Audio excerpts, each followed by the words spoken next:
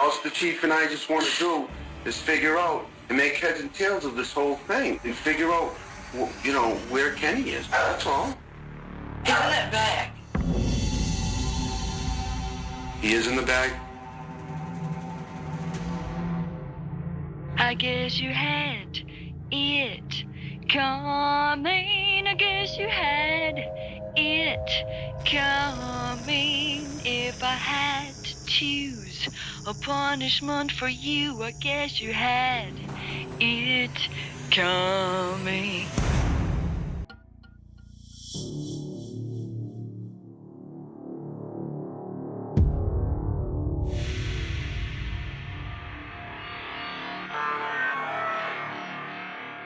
When was the last time that you saw Kenneth?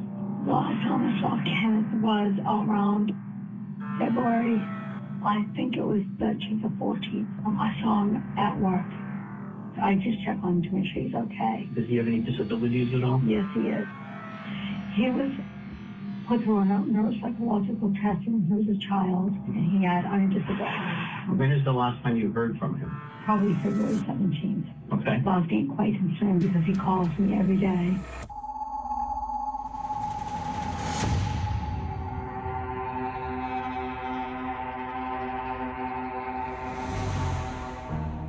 He finally gave me a call back.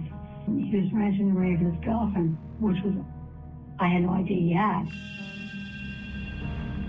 She yelled, "Give me the phone." He said no, and she grabbed the phone and she called on the phone. And she said, "Leave the alone, you know, happy together. Who the do you think you are?" And I said, whoa, whoa, whoa, whoa, whoa. I said, "You know who you talking to? You're talking to his mom." She hung up. Who is she? Well, I found out her name was Sheila LaBar.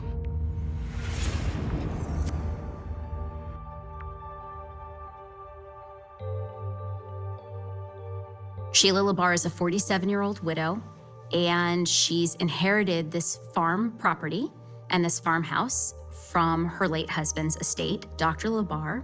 What the community does know about Sheila LaBar is that since she became a widow, she has this revolving door of young males that come up to the property either to do work or for companionship.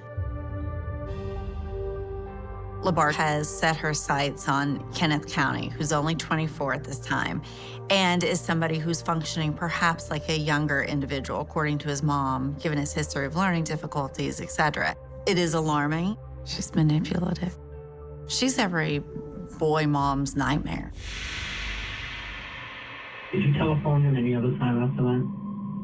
The only time I telephoned my son, the number was changed. It was the number you're trying to call is no longer in service. Is no longer certain. That was the next day? That was the very next day.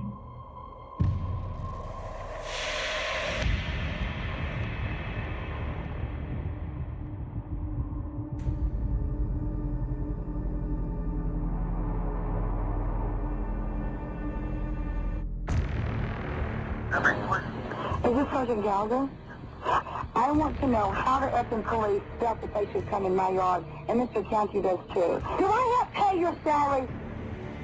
Do I not pay your salary? Am I a taxpayer? Yes, I am. I am one of the reasons you have a job. You're supposed to serve and protect me, sir. Right? If you have a problem with what we did, your complaint is to the chief of police. Okay, well, I'm going to tell you this. Anyone who comes in my yard, even under the official capacity, to look for Ken Shanty again, is going to be named in a lawsuit. We're all going to end up in court if Ken and I don't get left alone. So the police have gone to check on Kenny, and they find him at LaBar's property, and he's seemingly fine, and he's an adult, so there's really nothing to do about this. And they leave, but LaBar is enraged by this. And so she contacts police and is threatening toward them. She's so grandiose and narcissistic in her comments. You know, don't I pay your salary, basically. You have a job because of me. It's just really a lack of respect for law enforcement and a sense of entitlement that's really shocking.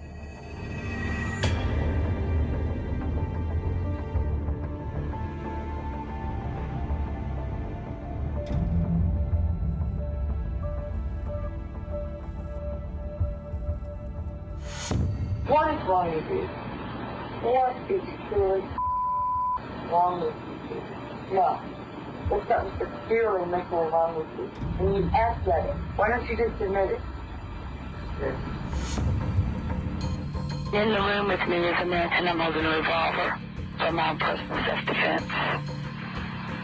If I become deceased, let it be known that this individual has told me that his whore of a mother, in his own words, has raped, molested, and murdered various young children. You need to check and double-check and find out if he is involved in anyone who has expired. Bodies may have to be exhumed. And there is a possibility of a child that was raped, sodomized, and then murdered by a man by the name of Kenneth County. Interestingly, she initiates a phone call to the Epping Police Department, lets them know about this recording she has, where she, self-appointed law enforcement, has begun to interrogate Kenneth County, and he has admitted, supposedly on this audio tape, to crimes that his mother has committed, as well as crimes he's committed. It should be noted and clearly stated that they have absolutely no information or credible data to support that there's any truth to the claims that LaBarre is making about Kenny County or his mother. It's possible she's laying the groundwork that if it gets exposed that she was the one that killed Kenneth, that somehow that will be forgiven or justified because, you know, he looked like a pedophile. So I would be doing everybody a favor if I end up killing him.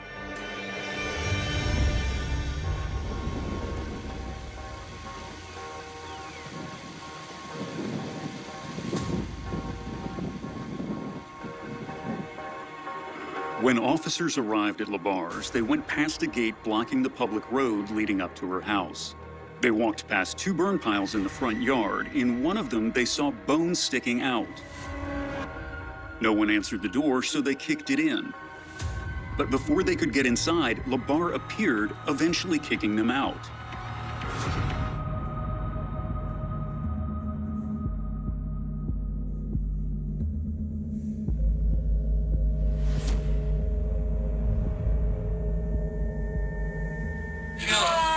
Look at me a minute. I'm just here because I am concerned. And if something happens, we will work through this. We will help you through this. I don't know exactly what... All the chief and I just want to do is figure out and make heads and tails of this whole thing and figure out, you know, where Kenny is. That's all. He's in that bag. He is in the bag? I guess that looks human. Okay. I mean, I don't know what to tell you. What am I supposed to say? What bag? I cremated a rabbit. You think he's in that bag? I don't know that counts. It doesn't appear to be a rabbit, though.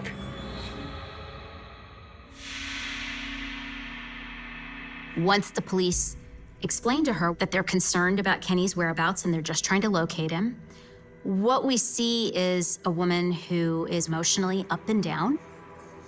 She doesn't know what to think about Kenny's disappearance, but when they ask her directly where he is, she says he's in that bag, as if it's a matter-of-fact thing. She talks about how she was cremating a rabbit. She has lots of rabbits and animals on the property, and when they pass away naturally, that's how she disposes of them. It seems reasonable that not only does she know where Kenny is, but that Kenny is not alive anymore. Most humans cannot fit in a retail bag. And so he's not only dead, but he may not even be in one piece. I know what y'all are doing. Just shoot me. Because, man, I can't take any more stress. You know, we're not here to accuse you of anything. We don't want to shoot you.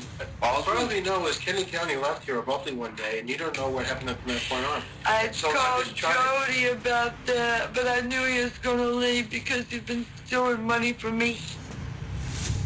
LaBarre is starting to play this cat and mouse game with the police. And that kind of zigzag approach to how somebody answers questions that doesn't make a whole lot of sense, they're talking out of both sides of their mouth, is something we commonly see in psychopathic individuals. When they speak to her, LaBar becomes hysterical and very defiant. And to me, this says she's lost control of the situation and she's now gonna try to use theatrical displays of emotion to kind of diffuse responsibility and control the conversation, because it's hard to continue with a line of questioning. He was threatening to kill himself. He even threatened to set himself on fire. I didn't take him seriously. So, now, when did he threaten to kill himself? Many times. He threatened to kill himself many times, and he Yes. threatened to burn himself? Yes. He Well, let me is ask a you. horrible person. Okay. He's horrible.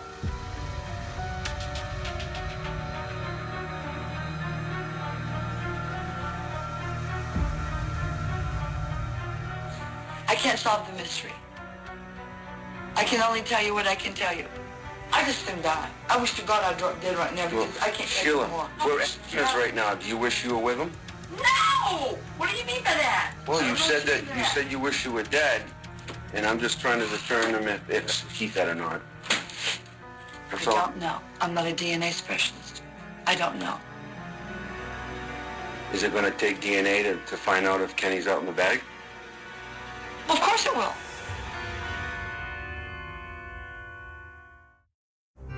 The lane leading to this Epping, New Hampshire farm has been blocked off with police tape since Saturday. The grounds turned into something that resembles a crime scene, all part of a massive effort to find 24-year-old Kenneth County. But New Hampshire authorities refuse to say whether they believe a crime has been committed here, despite the signs around the property owned by Sheila LaBar. While detectives may be quite sure at this point that Sheila LaBar has likely killed him, and they likely have his human remains in this bag that was found on her property, it's not helpful to them unless they can get a confession from her.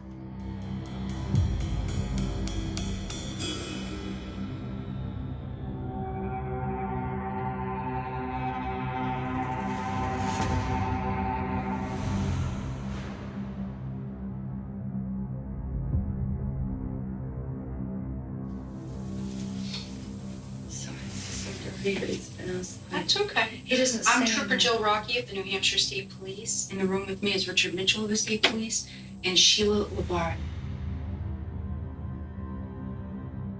Kenneth, but he didn't want to be called Kenneth anymore. But I call Adam. I call him Adam. You call him Adam? Okay. Who's Adam? Is he a tenant of yours? Or... No. Oh, I'm sorry. Adam is Kenneth Michael County.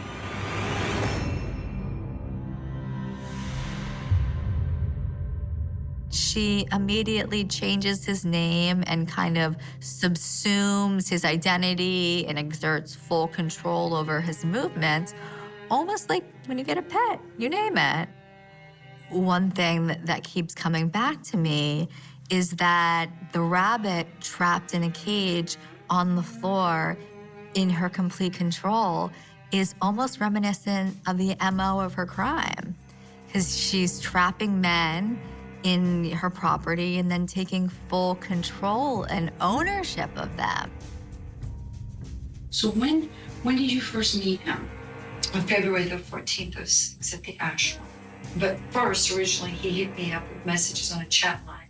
So you met him on a chat line and then you met him at the ashram? He instant messaged me. Okay. I had never heard him on the line before. Okay. I thought that was odd Yeah. because I've talked on the line for years. Okay. It's just harmless. At one point, she takes the rabbit out of the cage and she has the rabbit on her lap and she's petting him and kind of treating him tenderly. And it's chilling because she's already mentioned that she's regularly incinerating rabbits. The rabbit in the room, this is almost as a metaphor for how she treats the men. This is very consistent with what we would see with a psychopathic individual who is often proud of their behavior and want people to take notice. All these behaviors are consistent with a lack of regard for human life and an absence of empathy towards others. So did you arrange to meet him at the Ashworth, or did you just happen to meet him? Pleaded with me. Okay, and how did it go when you met him? Well, my first thought was, when I looked at him, was pedophile. Well, and how did you feel about Adam? I mean, you said that, here's a guy that you're trying to help out. And I did. Yeah, who wants to sleep with a pedophile? Nobody. Exactly. So you must have been getting a little frustrated with him. I mean, he's kind of a pain in the ass, isn't he? No. Why? Well, because I probably have a savior. Okay, so you wanted to save him. How do you save a pedophile? You can't. So what do you do to him?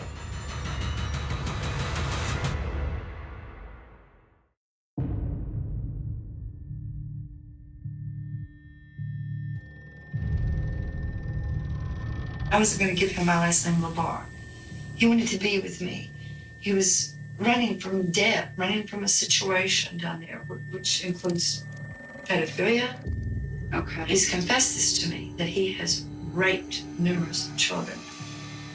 And he was running from debt. But he didn't start in with this. Or obviously, I wouldn't have let him stay in my home. Oh, yeah. I just thought of something I haven't told anyone. Okay. What did you think? They have to do with Adam? Can you tell us what they are?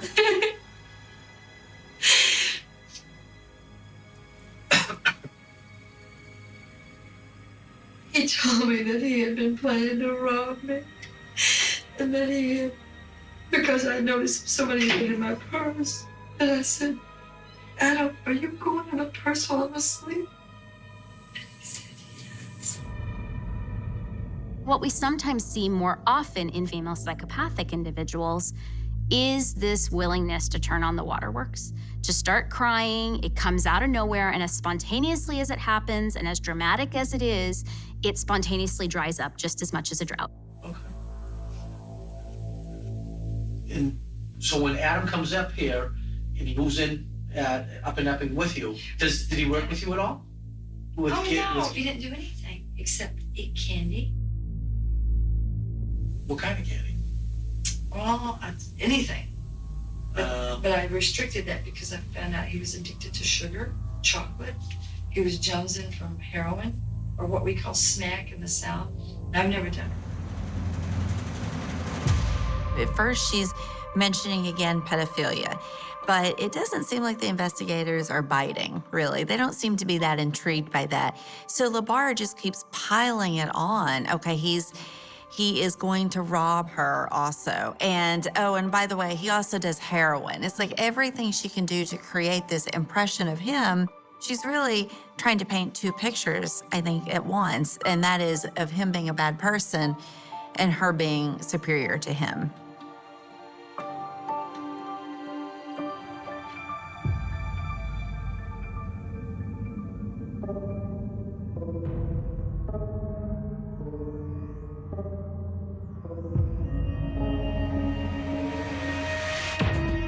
All right, what do you want to know? Everything. Well, he and I had discontinued sex for days. It discontinued? I wanted to. And basically, he's not turned on by women. Okay. It's got to be young girls or young boys or men. Is consistent with a psychopath. She's lying and misrepresenting and being very deceitful in the delivery of information to paint the picture that, oh, this person deserved it, or to shift blame off of herself onto him and almost to paint the picture that maybe she's even a hero, that she was able to stop an individual from doing future crimes or engaging in kind of improper behaviors. When was the last time you saw her, Adam?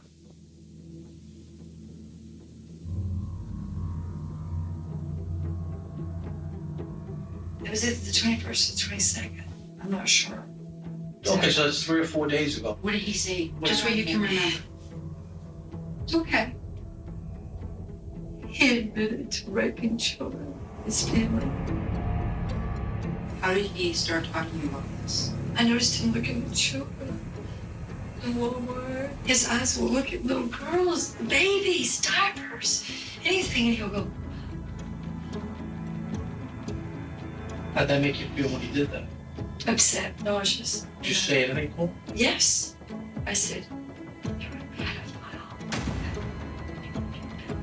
What did he say? he's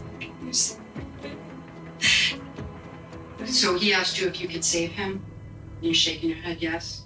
I said, only God can save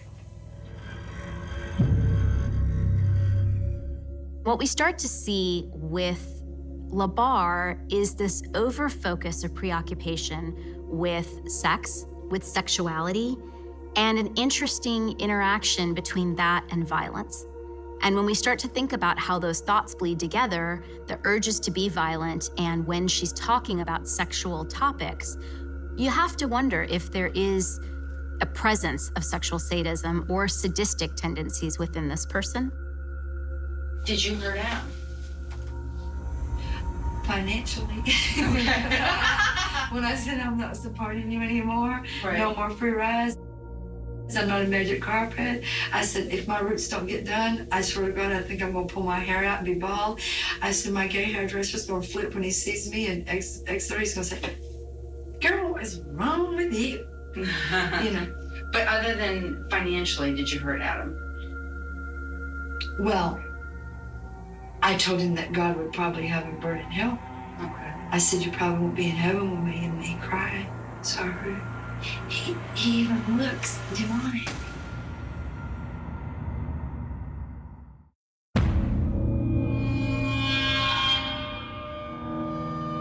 I have my card, there's only one. Let's go back in here, sweetheart. You want to go in? I know you don't. You don't understand. He's sorry about the cage being so dirty. He doesn't stay in this. He runs around the house dropping turds and everything. Wow. You said tissue. No, that doesn't bother me. You sure? I'm positive. It didn't bother me dealing with Kenneth. Let me ask this, Sheila. Yes, sir. I was told that recently Adam ended up in some sort of a wheelchair. Oh, okay. Tell me about that. Okay, all that was I said, do you want me to push you in the chair this time? And he said, yeah, I've always wanted to be pushed in a wheelchair. Did he have any injuries on him? Yes, he did, because of the pot that exploded. A glass pot. I don't remember what date. The pot exploded at the house? That is correct.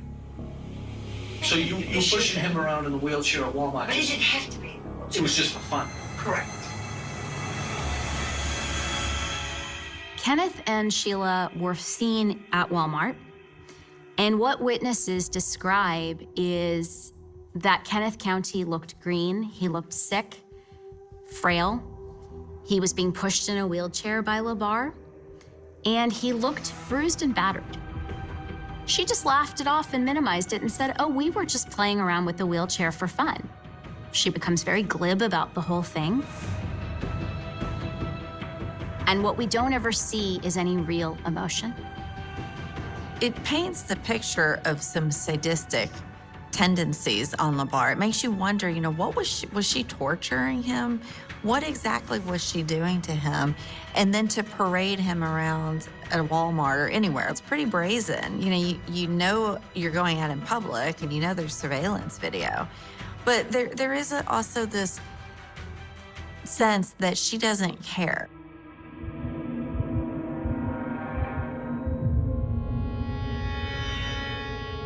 Do you normally burn things in your yard like that? Yeah, and usually in the burn pit. But in my yard, yes, I have often. Because I was out there, and you have a number of burn pits out there right now. I sure do. Yeah. Because I went on a Cherokee burning rage. Why? Because I wanted to.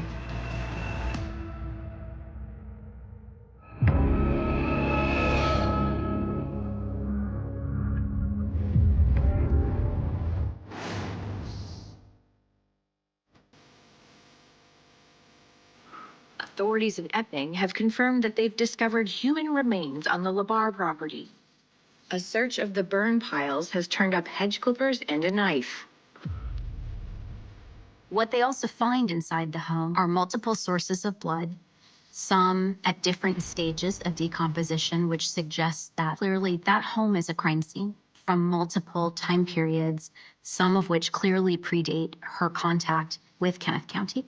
I mean, not all of this blood was fresh, which really begs the question that if she killed Kenneth County, then who else might she have killed? It'd be premature at this point, given the stage of the investigation we're at now, to talk about foul play.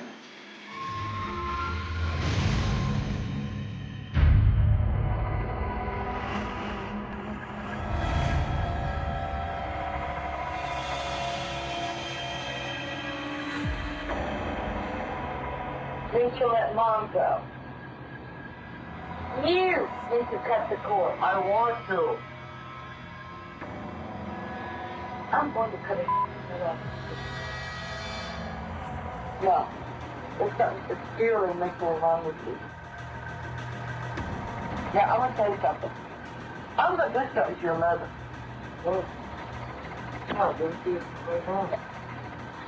I would like to beat the living hell out of her firstly. You like with both her eyes out. I need to know. See, you won't even touch me now. One mention of Mommy and you turn like ice for me. No. Are you Norman Bates? I am the only woman on this earth that's going to understand. Yes, you are. My life is valuable to me. Yours is a game. I don't. You're not talking. You don't care a word. I'm going to your goddamn head off. In these recordings, it seems like LaBar is just torturing Kenneth County. He's answering these questions usually with one-word answers. It makes you wonder, is she standing over him with a weapon?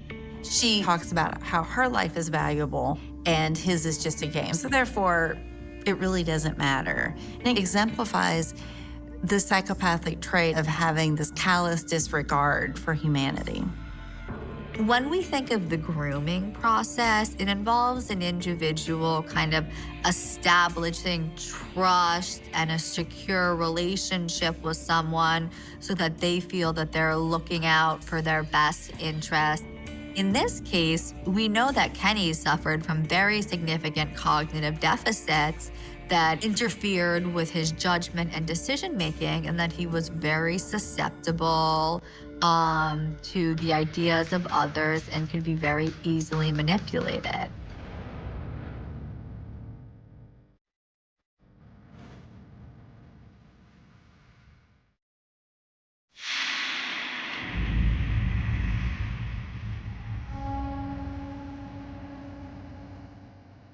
In 2004, this tape is from my mother. You really messed me up. And if it wasn't for Sheila, I wouldn't know half the things I know. What was known to authorities at that point is that Michael DeLodge had been missing for some time. He was homeless. He was recovering from some difficulties with mental illness and addiction. But the last time he was seen alive was on LaBar's property.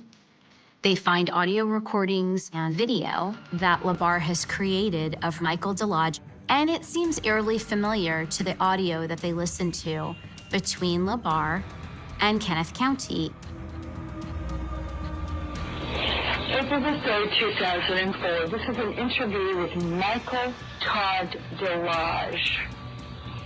A short, going bald, but not yet, going gray, tremendously fast, evil, brown or hazel-eyed, little munchkin who makes his living off women. Because you are attracted to what? What attracts you? What are you called?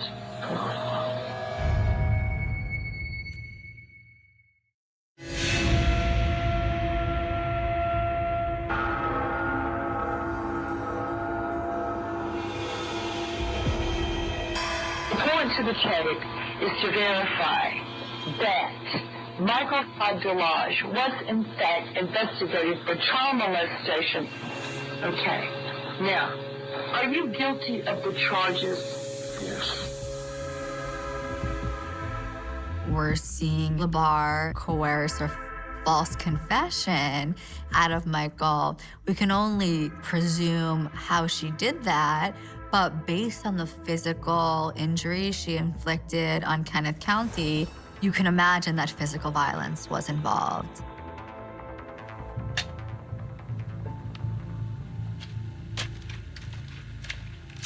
This is where I live. This is what we do. We go around picking up sticks. And before you get into some tangent about my scratch on my face, this is how it happened. It seems like she gets gratification from almost psychological torture and from harming other people. It seems to me that she equates love with sex and violence. The pattern that starts to emerge with Sheila LaBar is a predatory offender who looks for particularly young and vulnerable males. She lures them in. When people think about sadistic offenders, most often they think about men, but the reality is paraphilic or deviant interests can pop up in men or women. And in the case of LaBar, based on what we know about her history, there are some good indications that she has a strange sexual arousal pattern that may have to do with violence towards men. And it's a slow buildup for her. It involves a coercive relationship and fear and threats. And when she's done with them, the ultimate climax for her, the ultimate moment of arousal for her is the process of killing them.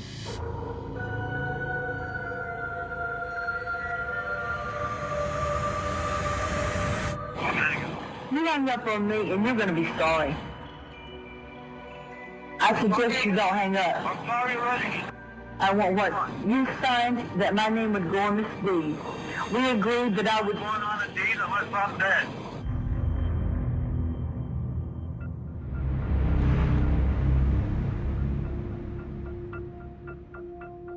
Dr. LaBar tells her, over my dead body is when you're going to get your name on the deed. She adopted and assumed his life and his home and his property, and shortly thereafter he died, and she ended up staking claim to his entire estate. Her arrogance and narcissism and belief that she's smarter than everyone else continues to be her guiding post. Sheila LaBar presents as someone who's pretty cold and callous and manipulative. It's really relevant here to consider the fact that the way that they met is through a call girl ad. LaBar was, I believe, in her 20s or 30s, and there was maybe a 40-year age difference in the two, and he was relatively wealthy. And you have to wonder, you know, was this a purposeful plan that was designed to entrap a wealthy man who could then provide for her and give her a sense of security? I see her as somebody who's always thinking out her next step of how can she take advantage of somebody to satisfy her own needs.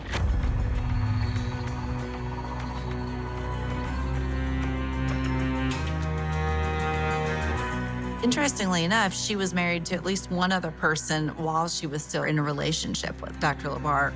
And her ex-husband that she was married to while she was still in a relationship with Dr. LaBar has come forward and said that she actually asked him to murder Dr. LaBar.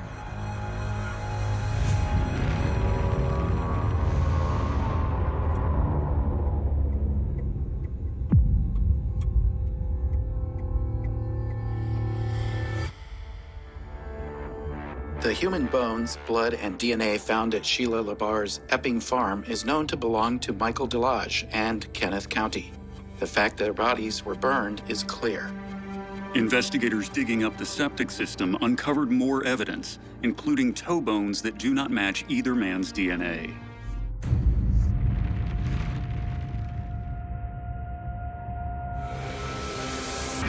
Sheila LaBar, the woman suspected in the murders of at least 2 missing men in Epping, New Hampshire, is in custody after authorities received a tip that she'd been spotted in Revere, Massachusetts.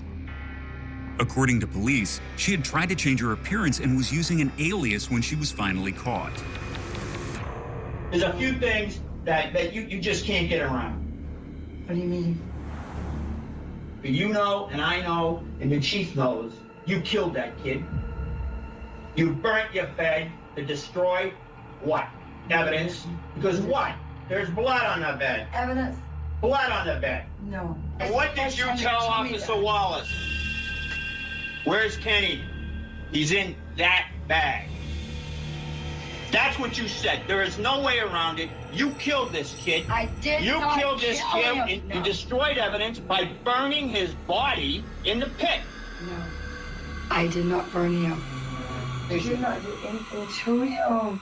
Sheila, you could not have cared. If you cared about that kid right now, then you would tell me the truth. I love him still. I think her level of narcissism and arrogance is so significant that Sheila LaBarre really thought she was above the law. She would never get caught. If she just kept burning her victims, nobody would ever catch her. And what I think is more likely is that she has a sadistic preoccupation with sexuality, with child sexual molestation.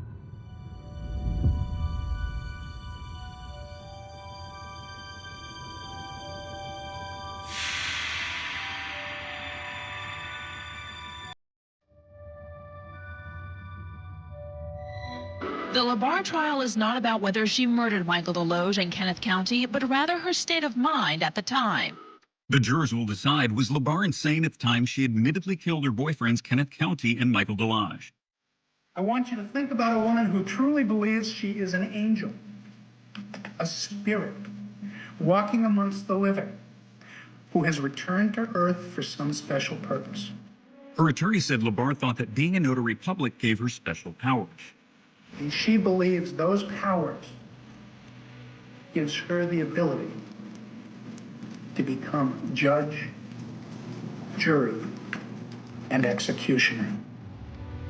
You don't have to be afraid of me. God sent me to you to make you a better man. I'm an angel on earth. LaBarre made statements that she was sent from God to be some sort of vigilante, angel, religious figure who was responsible for killing or for vetting out pedophiles. So that to me is a delusion that I think is born out of a serious mental illness. But ultimately, in doing these evaluations, we're looking for evidence to suggest that they knew what they were doing was wrong. She doesn't call the police. She lies, and she lies. She conceals evidence, and then she leaves the state, and that indicates that she very much knew that the behavior she engaged in was wrong. We called her Crazy Sheila.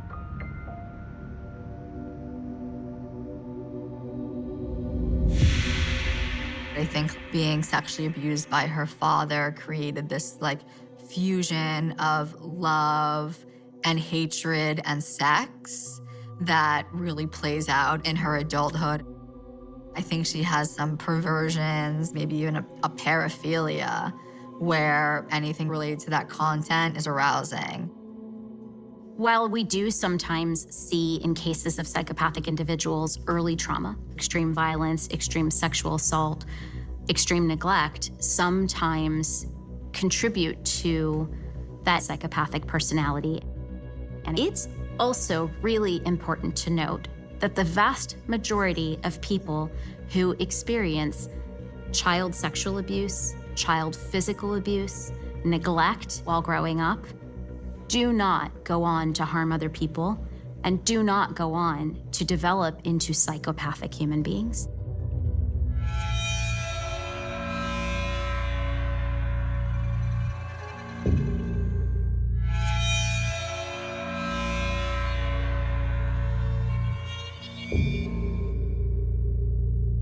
It's been 2 years now since my son's horrific murder. And now my son Kenny can rest. She can't get out. She can't go hurt nobody else.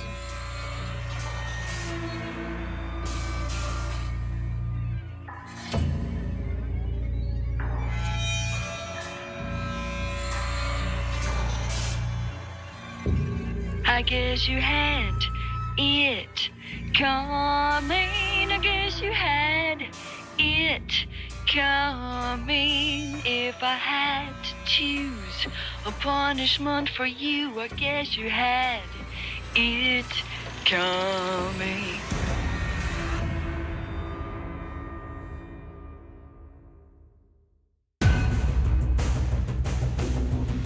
What did you do? Like, I hate violence, man, but I just lost my temper. I kept hitting her, and I was telling her to please stay down, or I have to hurt you more. I didn't want him to get back up. On the morning of October 2nd, 2006, Nickel Mines, Pennsylvania, looked much like it had on countless mornings before it. It was a quiet rural community in Lancaster County, a place where life moved at a slower and more deliberate pace. The Amish families who lived there were accustomed to simplicity. Their children attended small one-room schools, where lessons took place in modest surroundings rather than in the large, crowded buildings familiar to most Americans. That morning, one of those schools was filled with children beginning another ordinary school day. There was nothing about the room, the morning, or the children inside it that suggested that within a few hours, the building would become the scene of a tragedy that would reverberate far beyond the boundaries of the Amish community. West Nickel Mines Amish School was a small, one-room schoolhouse. Around 24 children were there, most of them elementary school age. They were part of a community whose way of life was distinct from the world immediately surrounding it. Yet the school itself represented something universal. Children gathered in a classroom to learn, surrounded by the routines of an ordinary day. No one inside that room could have known that a man had already begun preparing for an event that would change their lives forever. That man was 32-year-old Charles Carl Roberts IV. Roberts was not Amish. He lived near the Amish community and worked as a milk truck driver, a job that brought him into regular contact with the farms and families in the area. He was married and had 3 children of his own. Before the attack, he had no significant criminal record. To people who knew him, he could appear to be an ordinary husband and father, someone whose daily life did not immediately suggest violence on the scale that was about to unfold. Yet in the months before October 2nd, people who worked with him had noticed changes in his mood and behavior.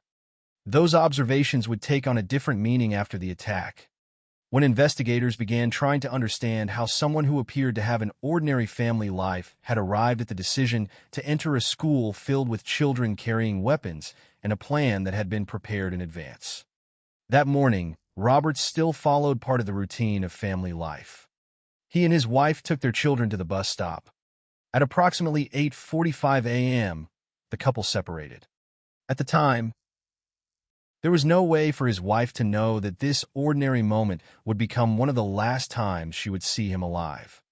Roberts had already prepared for what was to come. He used a borrowed pickup truck and placed inside it several weapons, ammunition, and other equipment. Among the weapons were a 9mm handgun, a 12-gauge shotgun, and a .30-06 rifle. He had approximately 600 rounds of ammunition. He also carried a stun gun, knives, rope, pieces of wood, nails, tools, and duct tape. The collection of equipment was not consistent with a spontaneous decision. It indicated preparation. The materials suggested that Roberts had anticipated holding people inside the school for some period of time. He had also left behind several suicide letters, including letters addressed to his wife and children. Those letters made one thing clear. Roberts had prepared himself for the possibility that he would not return home. But even with these preparations, the precise reason he chose the West Nickel Mines Amish School remained uncertain. That question would become one of the central mysteries of the case. Why this school? Why these children? Why an Amish community with which Roberts had regular contact, but to which he did not belong? Those questions would remain difficult to answer, in part because Roberts would not survive long enough to face investigators in a courtroom or explain his actions through a trial. At approximately 10:25 a.m., Roberts drove toward the school, and backed the pickup truck near the building. What happened next did not immediately resemble the beginning of a massacre. Roberts entered the school and asked whether anyone had seen a missing clevis pin on the road. According to survivors, he spoke in a low, mumbling manner and avoided eye contact. For a brief period, his presence could still have seemed strange rather than immediately catastrophic. Then he returned to his vehicle, and then he came back carrying a gun. In that moment, the character of the morning changed. The school, which had been a place of lessons and routine, became a place of fear and confinement. Roberts began taking control of the people inside. He ordered the boys to help carry some of the items from his truck into the school. During the confusion, teacher Emma Mae Zook and her mother, who was present at the school, found an opportunity to escape. They ran toward a nearby farm and sought help. A man named Amos Smoker was asked to call 911. The first emergency call began the chain of events that would bring law enforcement toward the school. Outside, information was beginning to move quickly. Inside, the situation was becoming more dangerous by the minute. Roberts allowed most of the boys to leave, leaving primarily girls inside the classroom. Approximately 11 girls remained when Roberts began holding them as hostages. He moved them toward the front of the classroom and used pieces of wood to block the door. Rope and other materials were used to restrain the victims. What had been a small classroom was now effectively a confined space controlled by one armed man. Outside, police began to understand that this was not simply an intrusion. It was a hostage situation involving children. Roberts warned authorities to stay away. He made a call and issued threats. According to the information later associated with the case, he told dispatch that if police did not withdraw, he would begin shooting. The distance between the officers outside and the children inside was now measured not simply in feet, but in seconds and decisions. Every action carried the possibility of making the situation worse. Inside the classroom, the girls understood that they were in danger.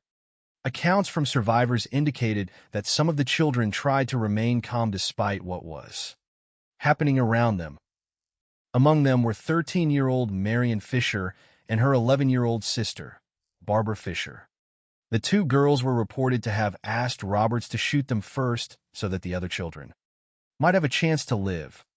Marion would not survive the attack. Barbara would be wounded but would live.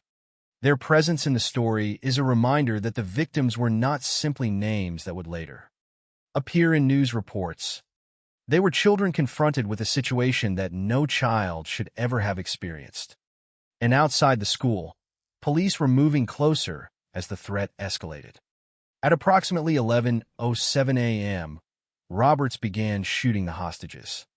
Officers immediately moved to intervene. The doors had been blocked with wood and furniture, forcing police to find another way inside, including through windows. They approached while gunfire was still coming from within the school. Roberts fired multiple rounds from the handgun and shotgun. One shotgun blast was directed toward police, but did not strike them.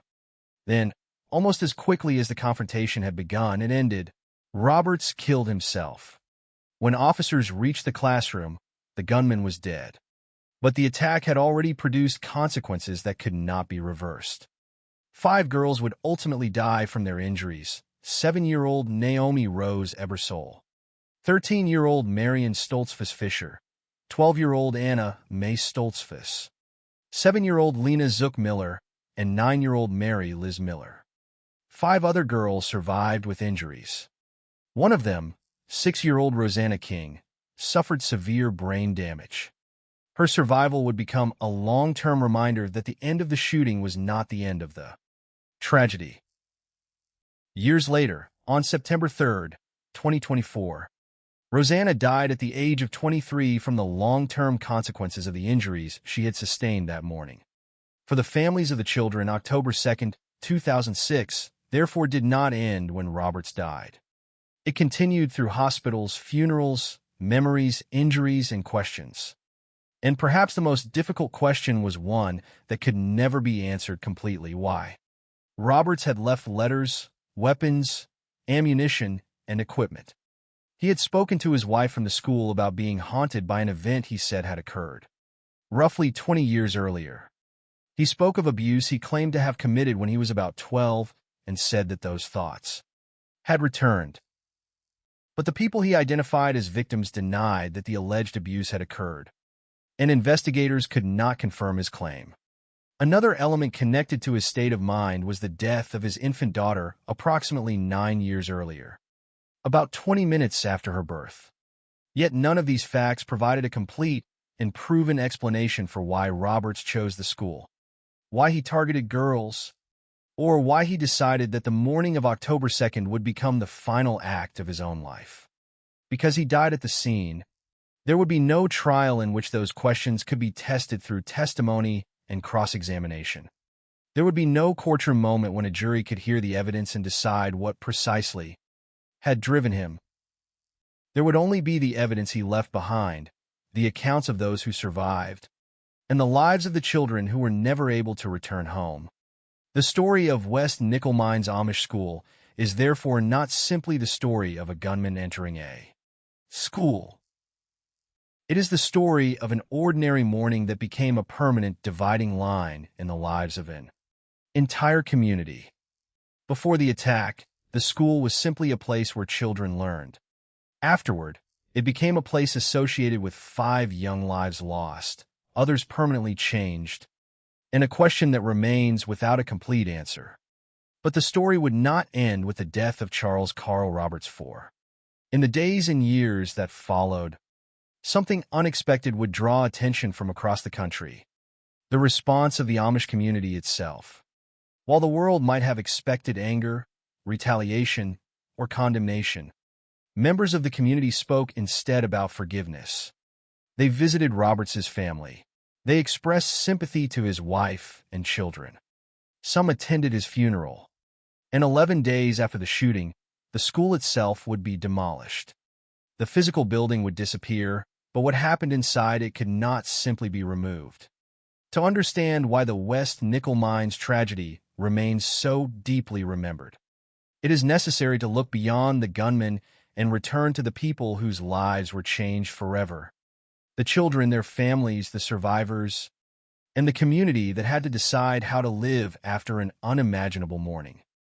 To understand what happened at West Nickel Mines Amish School, it is necessary to look carefully at the man who arrived there that morning.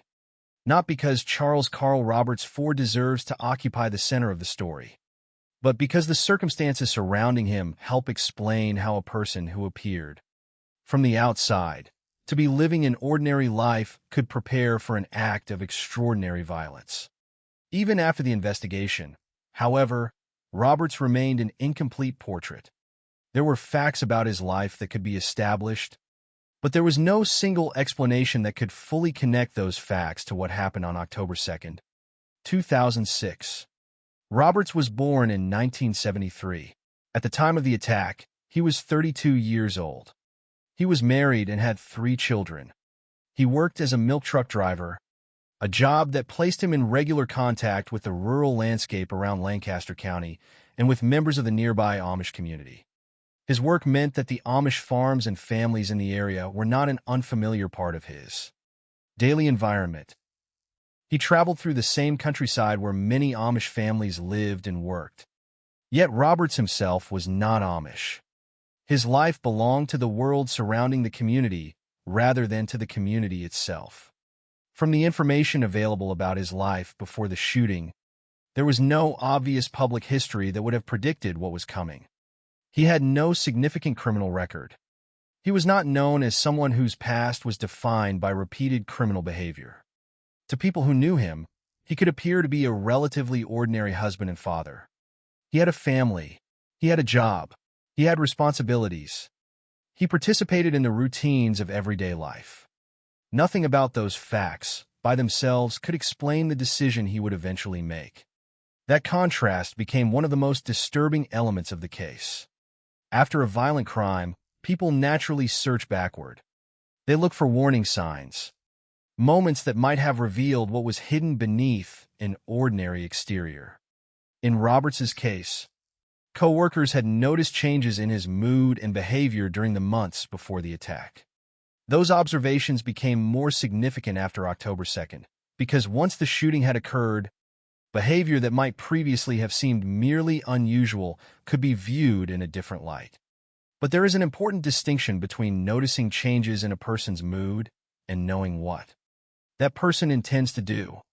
The available information does not establish that the people around Roberts understood that he was planning an attack on children. It does not show that they knew he was preparing weapons or equipment for a hostage situation. What it does show is that there were changes that, in retrospect, appeared troubling. That distinction matters because the story is not one in which everyone around Roberts knew a tragedy was approaching and simply failed to stop it.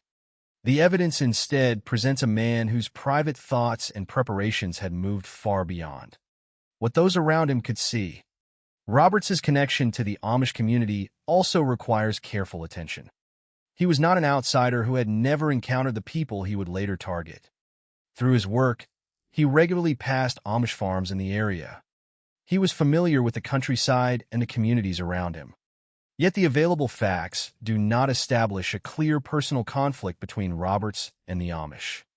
There is no demonstrated history of a feud, a specific grievance, or a clearly documented dispute that explains why he selected West Nickel Mines School.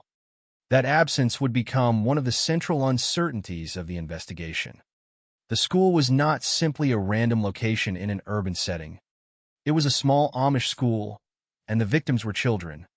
Why Roberts chose that environment remained unclear. His actions on the morning of October 2nd make the planning behind the attack even more difficult to reconcile with the ordinary life he had previously appeared to lead. The evidence indicated that the attack had been prepared in advance. Roberts used a borrowed pickup truck and placed a large amount of equipment inside it. He had a 9mm handgun, a 12-gauge shotgun, and a .30-06 rifle. He had approximately 600 rounds of ammunition. He also brought a stun gun, knives, rope, wood, nails, tools, and duct tape. These were not items gathered casually on the way to the school. Their presence showed preparation. The equipment suggested that Roberts anticipated keeping victims inside the building for a significant period of time. The presence of multiple weapons and a large quantity of ammunition also showed that he had considered the possibility of a prolonged confrontation. Yet the most revealing preparation may have been found not in the truck, but at home. Before leaving, Roberts had written several suicide letters. They included letters addressed to his wife and his children. The letters demonstrated that he had contemplated his own death and had prepared messages for the people he would leave behind. This is one of the clearest indications that the events at the school were not simply the result of a sudden emotional impulse. Roberts had thought about the aftermath. He knew that he might not return home. He had considered the fact that his wife and children would have to continue without him. And still, he went forward. On the morning of the attack, there was a final period in which Roberts remained part of his family's ordinary routine. He and his wife took their children to the bus stop. At approximately 8:45 a.m., they separated. For his family, this was an ordinary moment. For Roberts, however, the day had already been set on a different course. The significance of that separation would only become clear later. There was a stark division between the man his family saw that morning and the man who would arrive at the school less than 2 hours later. That division is difficult to understand because the available information does not provide a complete record of his internal thoughts. Roberts would later speak to his wife from the school, but he would not survive to explain his motives in a formal investigation or courtroom. His own statements therefore became an important but incomplete part of the evidence. From the school, Roberts told his wife that he was haunted by something he said had happened roughly 20 years earlier. He claimed that when he was around 12 years old, he had abused 2 girls who were relatives. He said that the thoughts connected to that alleged event had returned. But this explanation could not be independently established. The 2 people he identified as victims denied that Roberts had abused them. Investigators, therefore, could not treat his claim as a confirmed account of his childhood. This left another unresolved piece of the puzzle. Roberts had also experienced the death of an infant daughter approximately 9 years before the attack. His daughter died around 20 minutes after being born. The loss was something Roberts apparently continued to carry with him.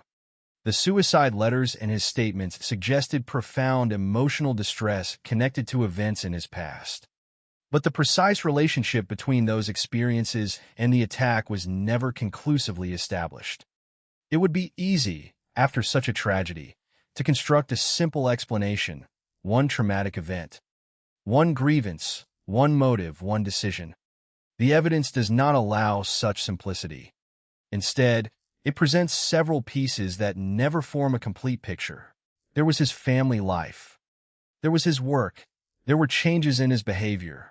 There was the loss of his infant daughter. There were his claims about an alleged childhood event that others denied. There were the weapons and equipment. There were the suicide letters. And finally, there was the decision to enter a school filled with children. What connected these elements remained uncertain. Roberts died at the scene before he could be questioned through a criminal trial. There would be no opportunity for prosecutors to challenge his explanation, for defense attorneys to present an alternative account, or for a jury to evaluate the evidence and determine a motive beyond reasonable doubt. His death left investigators with objects, statements, witness accounts, and unanswered questions. And perhaps the most important fact is that none of these uncertainties change what happened to the victims. Whatever Roberts believed about his own past, whatever pain he carried, and whatever explanation he attempted to give, the children inside West Nickel Mines School had not caused the circumstances that led him there. They were simply children attending school. The tragedy of the case lies partly in that imbalance. One man's private crisis became a catastrophe for people who had no responsibility for it.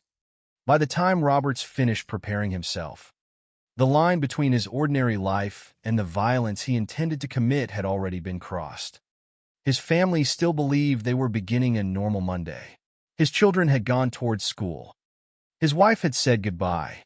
Meanwhile, Roberts was preparing to leave behind the life they knew. The borrowed truck, the weapons, the ammunition, the restraints, the tools, and the suicide letters all pointed toward a future he had already imagined. What remained unknown was exactly how that future would unfold. Within hours, Roberts would drive to a small Amish school in Nickel Mines. He would walk through its doors, and for the children inside, the ordinary morning would become the beginning of a memory that would remain with them for the rest of their lives.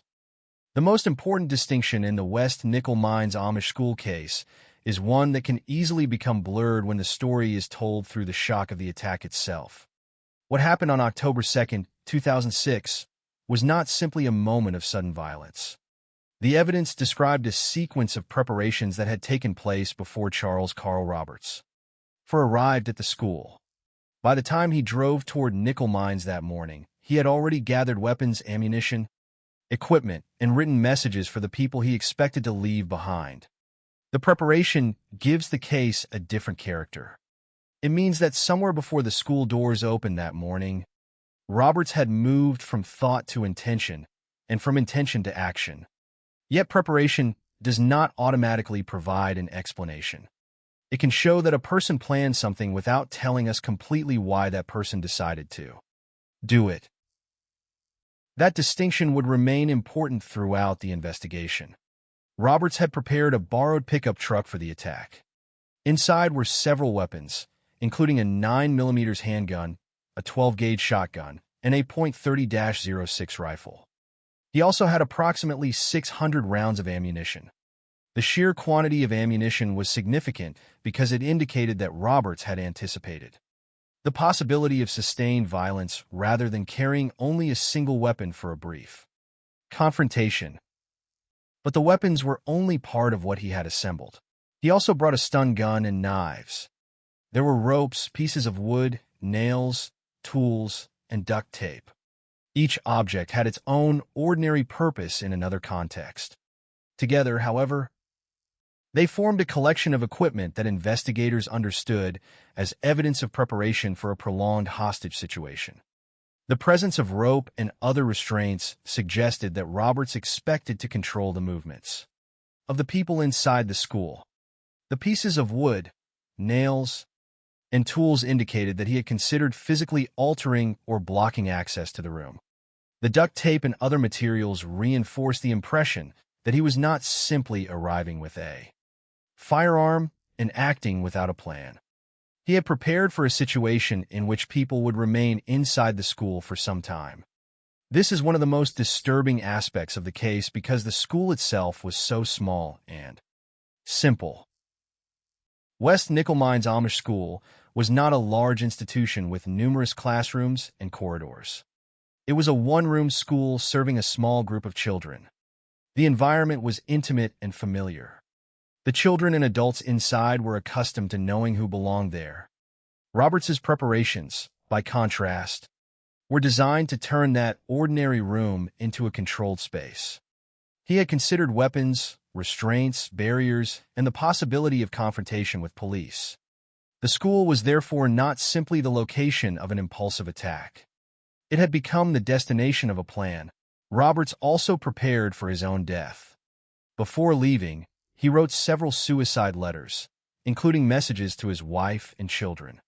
These letters were important because they revealed that he understood the possibility that he would not survive what he was about to do. He was not merely entering the school without considering the consequences for himself. He had already contemplated the end of his own life and had prepared messages for his family. The existence of those letters created another layer of separation between the man his family knew and the actions he was preparing to take. Earlier that same morning, Roberts had participated in an ordinary family routine. He and his wife took their children to the bus stop. Around 8:45 a.m., the couple separated. From his family's perspective, this was simply part of the rhythm of a normal day. But Roberts had already prepared the equipment that would soon be used at the school. His letters had already been written. His weapons and ammunition had already been assembled. The contrast is difficult to ignore. A man who had spent part of the morning with his wife and children was also preparing to leave them permanently. The suicide letters suggested that Roberts expected his actions to end with his own death. They also demonstrated that he had thought about the people who would survive him. He had written to his wife. He had written to his children. Whatever his internal reasoning may have been, he understood that his family would be left to deal with the consequences. But there is a limit to what the letters can explain. They do not provide a complete, verified motive for the attack. They form part of the evidence, but they do not answer every question surrounding his choice of target. This becomes especially important when examining the issue of why he selected the Amish school. Roberts was familiar with the area. As a milk truck driver, he regularly traveled near Amish farms and had contact with people in the community. He was not Amish, but the landscape was not unfamiliar to him. Even so, the available information does not establish a clear personal grievance against the Amish or against the particular school. There was no confirmed dispute that explains the selection of West Nickel Mines Amish School. The preparations therefore tell investigators how seriously Roberts had planned the attack. But they do not completely explain why he chose this particular location or why the victims were girls. Those questions would remain unresolved after his death. Another significant part of the preparation was the equipment intended to keep the victims inside. Roberts carried materials that could be used to block doors and restrict movement. Later, when he entered the school, pieces of wood were used to block access, while rope and other materials were used to restrain the victims. The connection between what he brought and what happened inside the school reinforces the conclusion that the preparations had a practical purpose. These were not random objects that happened to be in his possession. They became part of the mechanism through which he controlled the classroom. Investigators also had to consider the large quantity of ammunition. Approximately 600 rounds meant that Roberts had prepared for the possibility that the situation might last and that police might become involved. His actions later confirmed that he anticipated a confrontation with authorities. When police began approaching the school, Roberts warned them to stay away. He made a call and threatened that if officers did not withdraw, he would begin shooting. The preparations and the later threats therefore fit together. He had brought multiple weapons, large quantities of ammunition, and equipment for controlling the school. He had written suicide letters. He had prepared himself for the possibility of dying. And when police arrived, he was prepared to resist their intervention. Yet preparation does not necessarily mean that every detail of what happened was predictable. The situation changed rapidly once Roberts entered the school. He initially approached the building without immediately firing. He asked about a missing clevis pin, then returned to his vehicle before coming back with a gun. The existence of a plan did not mean that every moment unfolded exactly as imagined. But the larger structure of the event had already been established before he reached the school. He had chosen to go there. He had chosen to bring weapons. He had chosen to bring ammunition. He had chosen to bring restraints and materials for blocking the room. And he had chosen to leave letters for his family in anticipation of his own death. That is why the preparation is so central to understanding the case. It removes one possible explanation, that the tragedy was simply a spontaneous outburst that occurred without warning or planning. The evidence instead shows deliberate preparation. At the same time, it leaves another question untouched. What made Roberts decide that this was what he wanted to do? His later statements to his wife referred to memories and experiences from his past. He spoke about an alleged incident from roughly 20 years earlier and about the death of his infant daughter approximately 9 years before the attack. But those facts did not create a complete and independently verified explanation. The people Roberts identified in connection with his childhood claim denied that the alleged abuse had occurred. His daughter's death was real, but the precise relationship between that loss and the later attack could not be established completely. In the end, investigators were left with a disturbing combination of certainty and uncertainty. They could establish that Roberts had prepared extensively. They could identify the weapons and equipment. They could examine the suicide letters. They could reconstruct the sequence of his arrival at the school and the actions that followed. But they could not obtain a final, fully tested explanation from the man himself. Roberts died at the scene before there could be a trial. There would be no courtroom examination of his motives, no opportunity to question him under oath, and no jury to weigh his explanation against the evidence. The preparation, therefore, became one of the clearest parts of the case, even as the reason behind it remained incomplete. By the time Roberts left his home that morning, the most consequential decisions had already been made. He had said goodbye to his family without telling them where he was going. He had left behind letters. He had gathered weapons and ammunition. He had filled a borrowed truck with equipment. And he had begun moving toward a small school where children were starting an ordinary Monday. The tragedy had not yet happened, but the plan that would bring it into existence had already begun. Before Charles Carl Roberts arrived at West Nickel Mines Amish School, the building was simply what it was meant to be, a small place where children came to learn. It was an Amish one-room school in Nickel Mines, Pennsylvania, serving a close-knit community in Lancaster County. There were no signs that this particular morning would become a dividing line in the lives of the children inside, their families, or the wider Amish community. The school was modest.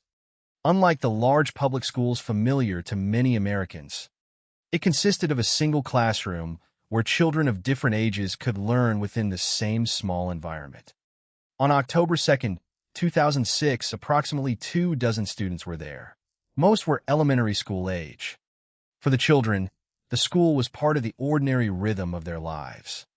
They came to the same kind of place they had known before, entered the same kind of classroom, and began another school day. Nothing in that ordinary setting suggested what would happen before the morning was over. That is important to remember because the victims of the West Nickel Mines attack were not people who had entered a dangerous situation knowingly. They were children. They were not participants in a dispute with Roberts. They were not responsible for whatever private pain, anger, memories, or grievances he carried. They were simply attending school. Among those children were 5 girls whose names would later become permanently associated with the tragedy. Naomi Rose Ebersole, Marion Stoltzfus Fisher, Anna Mae Stoltzfus, Lena Zook Miller, and Mary Liz Miller. Naomi Rose Ebersole was 7 years old. Marion Stoltzfus Fisher was 13. Anna Mae Stoltzfus was 12.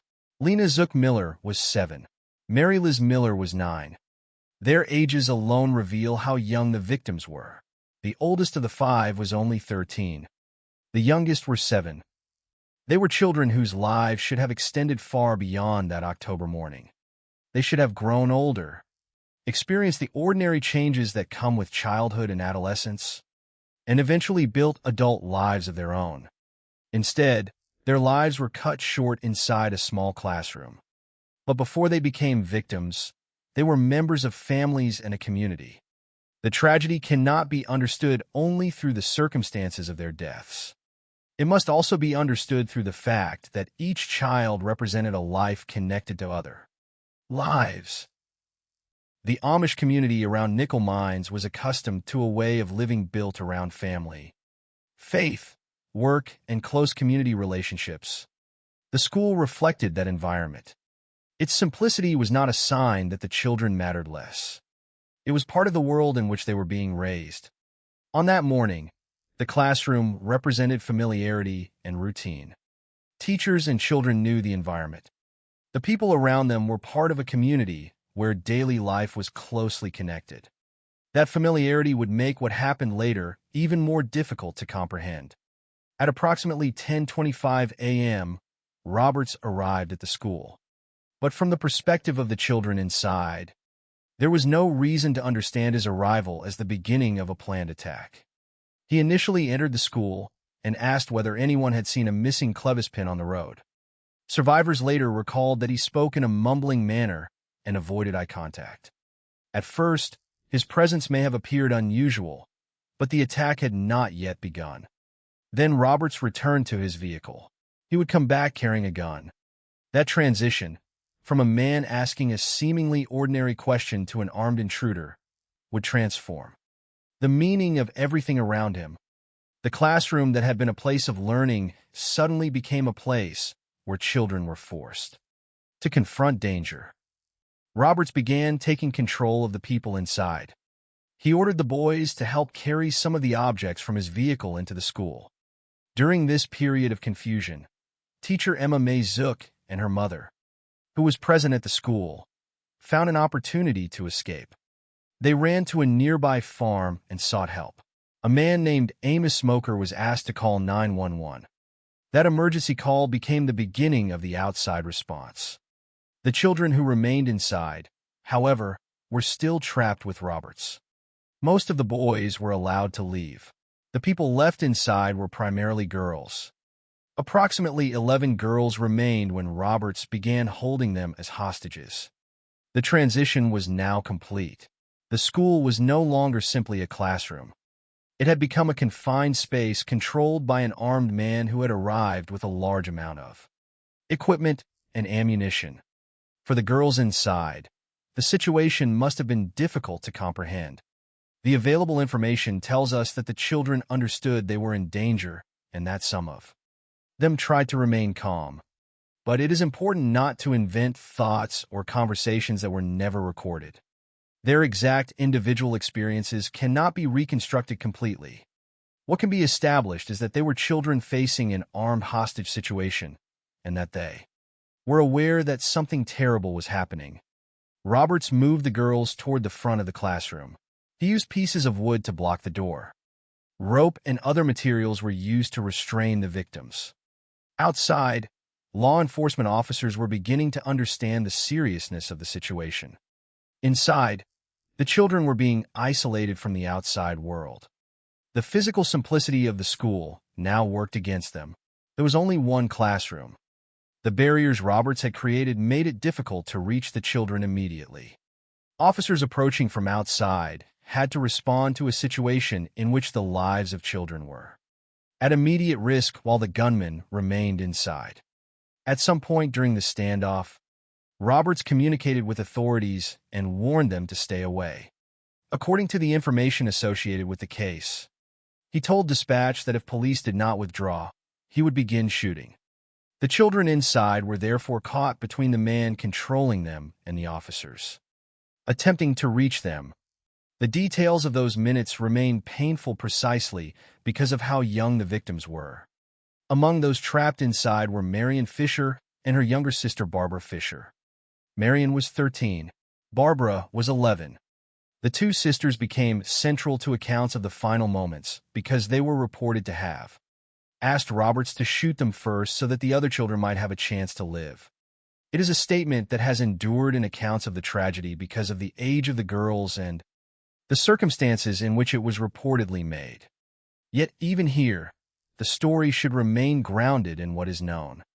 The available information identifies the sisters and describes their reported action, but it does not provide a complete record of everything said or felt inside the classroom. Marion would die in the attack. Barbara would survive, although wounded. Their story represents only one part of what the children experienced that morning. The other victims would later be remembered individually as well. Naomi Rose Ebersole was 7 years old. Anna Mae Stoltzfus was 12. Lena Zook Miller was 7. Mary Liz Miller was 9. 5 girls would ultimately die from their injuries. 5 others would survive the shooting, although their lives would be changed by what happened. One of those survivors was 6-year-old Rosanna King, who suffered severe brain damage. Her story demonstrates that survival did not mean that the tragedy ended when the shooting stopped. Rosanna lived for many years with the consequences of her injuries. She died on September 3, 2024, at the age of 23, from the long-term consequences of the injuries she had sustained during the attack. Her death added another chapter to a tragedy that had begun 18 years earlier. The passage of time did not erase the physical consequences of what happened inside the school. For the children who survived, the attack became part of their lives. For the families who lost children, October 2nd became a date that could never simply become an ordinary day again. Yet the story of the victims is not only a story of suffering. It is also a reminder of who they were before the gunmen entered their school. They were students. They were daughters. They were sisters. They belonged to families and to a community. Their identities existed long before the names of their deaths appeared in news reports. That distinction matters in true crime storytelling because violence can easily turn victims into statistics. 5 killed, 5 wounded, 1 gunman dead. But behind every number was a child whose life had meaning to the people who knew her.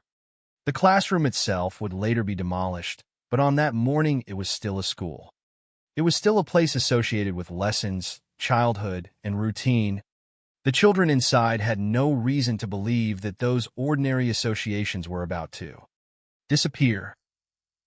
The arrival of Roberts changed the physical meaning of the room, but it could not change the fact that the people inside had been living their lives normally before he entered. And as the morning moved forward, the children would become trapped inside a situation they had never chosen. Outside, a call for help had already been made. Police were beginning to respond. Inside, Roberts had begun to transform the classroom into a hostage scene. The next stage of the tragedy would not be about an intruder simply standing inside a school. It would be about control, confinement, and the growing realization that the children were in immediate danger. The quiet schoolroom of Nickel Mines had become a place where every minute mattered. And soon, the people outside would have to find a way to reach the children before it was too late. At approximately 10:25 on the morning of October 2nd, 2006, Charles Carl Roberts drove toward West Nickel Mines Amish School. By that point, the preparations that had occupied his attention before leaving home were already complete. The borrowed pickup truck contained weapons, ammunition, and equipment. He had written letters for his wife and children. He had left behind the ordinary routine of his family and was now moving toward a small school where approximately 24 children were beginning another day of lessons. What happened next would unfold within a short period of time, but for the people inside the school, those minutes would become the defining moment of their lives. Roberts backed his vehicle near the school. The building was modest, a one-room Amish school in the rural community of Nickel Mines, Pennsylvania. There was nothing about its appearance that suggested a place prepared for violence. It was simply where children gathered to learn. Roberts entered the school, but he did not immediately begin shooting. Instead, he asked whether anyone had seen a missing clevis pin on the road. That detail is one of the unsettling features of the beginning of the incident because it created a brief appearance of normality. A man had arrived at a school and was asking about an ordinary object. Yet the people who survived the encounter later remembered that Roberts spoke in a mumbling manner and avoided eye contact. His behavior was unusual, but unusual behavior is not the same thing as an obvious declaration of violence. At that moment, the people inside could not know the full extent of what he had prepared or what he intended to do. Roberts eventually left the classroom and returned to his vehicle. Then he came back carrying a gun. That was the moment when the situation changed fundamentally. The earlier question about the missing clevis pin no longer mattered. The man who had entered the school was now armed, and the children and adults inside were confronted with an immediate threat. Roberts began to take control of the school. He ordered the boys to help carry some of the objects from his truck into the building. The request itself was part of a larger process of control. The children were being drawn into a situation they did not understand, while Roberts continued bringing the equipment he had prepared. During this confusion, teacher Emma Mae Zook and her mother, who was present at the school, found an opportunity to escape. They ran toward a nearby farm and sought help. Their escape was critical because it allowed information about the situation to reach the outside world. A man named Amos Smoker was asked to call 911. The emergency call initiated the response that would bring law enforcement toward the school. For those outside, the first information would have been limited, but the essential fact was becoming clear. Something dangerous was happening inside a small school filled with children. The situation was no longer simply a stranger entering a school. It was becoming a hostage crisis. Inside the classroom, Roberts continued to control the people who remained. Most of the boys were eventually allowed to leave. The people left inside were primarily girls. Approximately 11 girls remained when Roberts began holding them as hostages. The distinction between those who were allowed out and those who remained inside would become one of the most important aspects of the attack. Roberts had not simply entered the building and fired indiscriminately at everyone present. He had begun organizing the people inside according to his own plan. The girls who remained were brought toward the front of the classroom. Roberts had already brought materials that could be used to restrict movement and prevent easy access to the room. He used pieces of wood to block the door and employed rope and other materials to restrain the victims. The small classroom, which had been designed for education, was becoming a confined space. The children were no longer free to move around or leave. They were under the control of a man carrying weapons and threatening violence. Outside, law enforcement officers were responding to the emergency call. As they approached, the nature of the situation became increasingly serious. The information available to authorities indicated that children were being held inside by an armed man. Every decision had to take into account the danger to the hostages. Roberts was aware that police were approaching. He warned them to stay away. He made a call and issued threats. According to the information associated with the case, he told dispatch that if police did not withdraw, he would begin shooting. The threat was direct.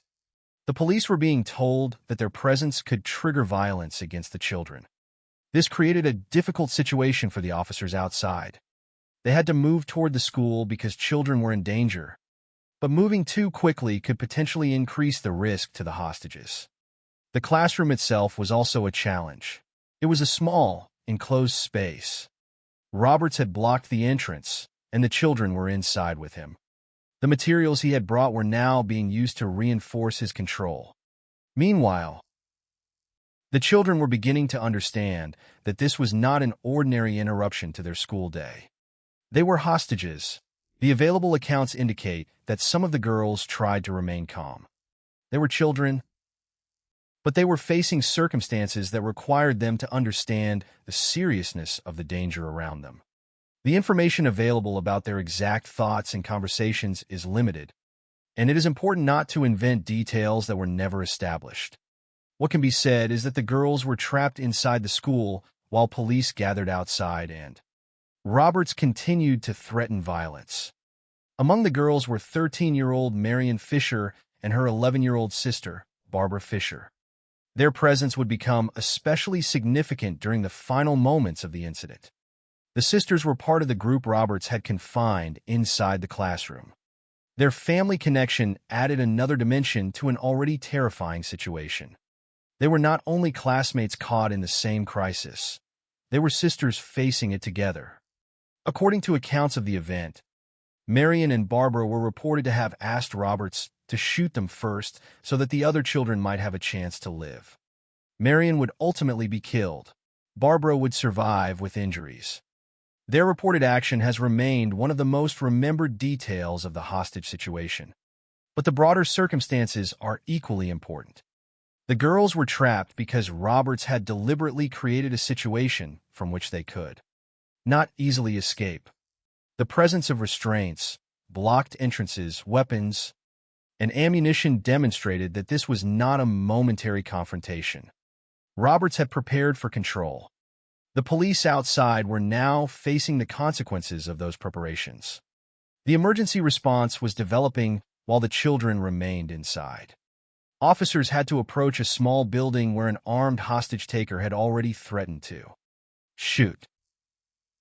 The threat was not theoretical. Roberts had weapons with him and had approximately 600 rounds of ammunition. He also had a shotgun and other firearms. The danger to the children was immediate. The situation continued for a short but critical period. Roberts's behavior remained focused on keeping authorities away while maintaining control over the girls. His earlier arrival with a seemingly ordinary question had now been replaced by an armed standoff. The change had happened quickly, but the preparations behind it had not. Long before police arrived, Roberts had assembled the equipment he intended to use. Long before the girls were restrained, he had brought materials for restraining people. Long before he threatened officers, he had prepared himself for a confrontation. And long before he entered the school, he had written letters anticipating his own death. The events inside West Nickel Mine School, therefore, cannot be understood as a sudden chain reaction beginning at 10:25. The attack began there, but the decisions behind it had already been made. For the children, however, none of that preparation was visible. Their morning had begun as an ordinary school day. Then a stranger entered. He asked about a missing object. He left. He returned carrying a gun. Within minutes, their familiar classroom had become a place of confinement. Outside, emergency personnel were moving toward the school. Inside, the girls waited while Roberts issued threats and maintained control. The space between the children and the people trying to help them was small, but the danger made every movement consequential. The next phase of the incident would bring that danger into sharper focus. Roberts had already transformed the classroom into a hostage scene. The police were now confronted with the reality that they were dealing with an armed man who had children under his control. And as the minutes passed, the possibility that the standoff might end peacefully was becoming increasingly uncertain. By the time law enforcement officers understood what was happening inside West Nickel Mine's Amish school, the situation had already changed from an alarming intrusion into a hostage crisis involving children. The transformation had happened quickly, but it was not accidental. Charles Carl Roberts had entered the school, initially asking about a missing Clevis pin, then returned with a gun and began taking control of the people inside. He had already brought weapons, ammunition, restraints, pieces of wood, tools, and other equipment with him. Now those preparations were becoming part of the reality inside the classroom. The school had been designed for children to learn together in a simple, familiar environment. Roberts had turned that same room into a confined space where movement was restricted and escape was difficult. Most of the boys had been allowed to leave. The people who remained inside were primarily girls. Approximately 11 girls were still in the school when Roberts began holding them as hostages. That distinction was significant because it meant that Roberts was no longer simply threatening everyone in the building without distinction. He had begun controlling who remained and who could leave. The girls who were still inside were moved toward the front of the classroom. They were now under the direct control of an armed man who had already demonstrated that he had prepared for a prolonged situation. The materials Roberts had brought with him were no longer merely objects inside a truck. Pieces of wood were used to block the door. Rope and other materials were used to restrain the victims. The physical structure of the school made the situation even more difficult. It was a one-room schoolhouse, meaning that the children and the gunman occupied the same confined environment. There was no large complex with multiple corridors through which people could move. The room was small, and Roberts had taken steps to make access more difficult. For the girls inside, the familiar classroom had become a trap. Outside, however, the response was already beginning. Emma Mae Zook and her mother had escaped and reached a nearby farm. Amos Smoker was asked to call 911. That emergency call became the crucial link between the people trapped inside and the authorities. Outside, information began moving toward law enforcement, and officers started responding to the school. They now had to deal with an armed man who was holding children inside a building. The challenge was not simply to reach Roberts. It was to reach the children without increasing the danger to them. Roberts knew that police were approaching. He warned them to stay away and made a call in which he issued threats. According to the information available about the case, he told dispatch that if police did not withdraw, he would begin shooting. The threat established the immediate stakes of the confrontation. The officers outside were not dealing with an empty building or an isolated armed suspect. There were children inside, and Roberts was making it clear that he was prepared to use violence against them if authorities intervened. The existence of approximately 600 rounds of ammunition and several firearms made the threat especially serious. Roberts had a 9mm handgun, a 12-gauge shotgun, and a .30-06 rifle. He had also brought a stun gun and knives, along with the materials that could be used to restrain people and block access. The equipment suggested that he had anticipated a prolonged confrontation. Now, that possibility was becoming reality. Inside the classroom, the girls were forced to remain in a situation they had not chosen. The available accounts indicate that the children understood that they were in danger and that some attempted to remain calm. Beyond that, however, the exact thoughts and conversations of each child cannot be reconstructed from the available information. It is important not to fill those gaps with invented dialogue. The reality itself is enough. Children were being held at gunpoint in their own school, while police officers gathered outside. Among the girls were Marion Fisher, 13, and her younger sister Barbara Fisher, 11. Their names would later become closely associated with one of the most painful moments of the attack. According to accounts of the incident, the sisters were reported to have asked Roberts to shoot them first so that the other children might have an opportunity to live. The reported action reveals the extraordinary circumstances in which these children found themselves. Marion was only 13 years old. Barbara was 11. They were not adults making decisions in a situation they had prepared for. They were children confronting an armed man who had taken control of their classroom. Marion would not survive. Barbara would. The difference between those two outcomes would become one of the many painful divisions created by the shooting. While the girls remained inside, the police outside had to determine how to respond. Roberts had blocked the door with pieces of wood and furniture, making a direct entry more difficult. The officers were approaching a structure in which the gunman had deliberately created barriers. Every obstacle mattered because the children were still inside. The longer the situation continued, the greater the danger became. Yet the officers also had to contend with Roberts's explicit threat that intervention could lead to shooting. This created a terrible balance between urgency and caution. The goal was to reach the hostages, but doing so required confronting the person who controlled them. There was no way to remove the danger without eventually confronting it. The tension inside the school was therefore matched by a difficult decision outside. Roberts had already crossed several lines. He had left his home after writing suicide letters. He had transported weapons and ammunition to the school. He had entered the building under the pretext of asking about a missing object. He had returned with a firearm. He had ordered boys to carry objects from his vehicle. He had allowed most of them to leave while retaining primarily girls. He had blocked the classroom entrance and restrained victims. And now he was threatening police. These actions showed a progression rather than a single isolated moment.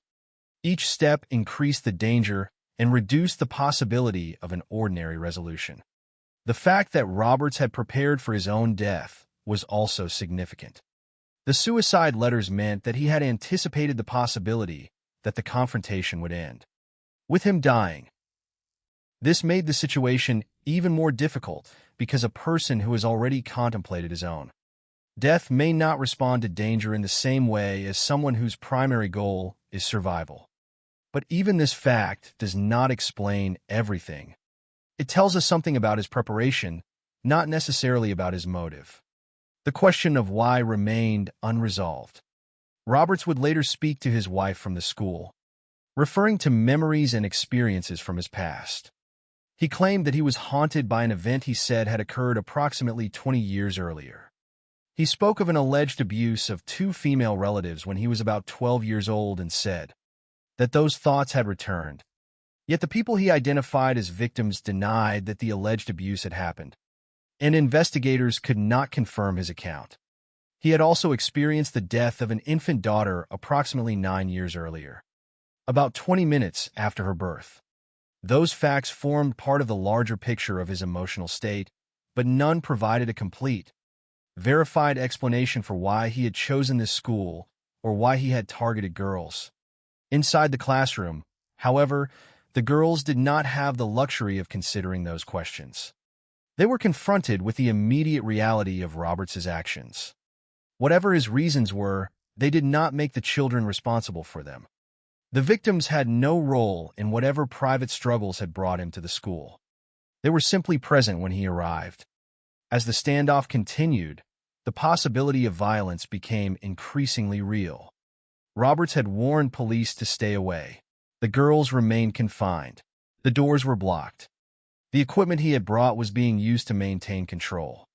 The officers outside knew that children were at risk.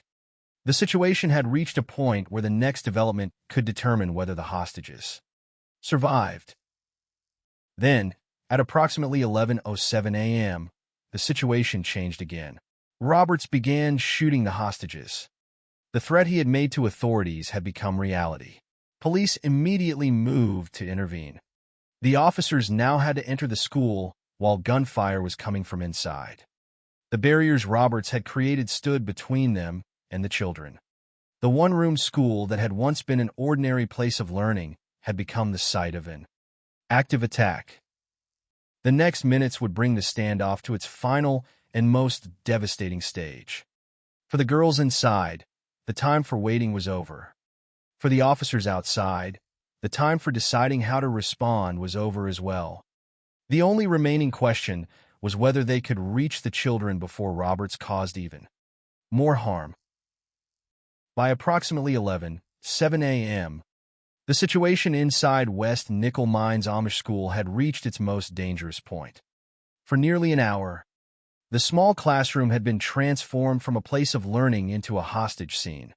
Charles Carl Roberts had entered the building, returned with a gun, ordered boys to help carry objects from his truck, and then confined primarily the girls who remained. Pieces of wood had been used to block the entrance.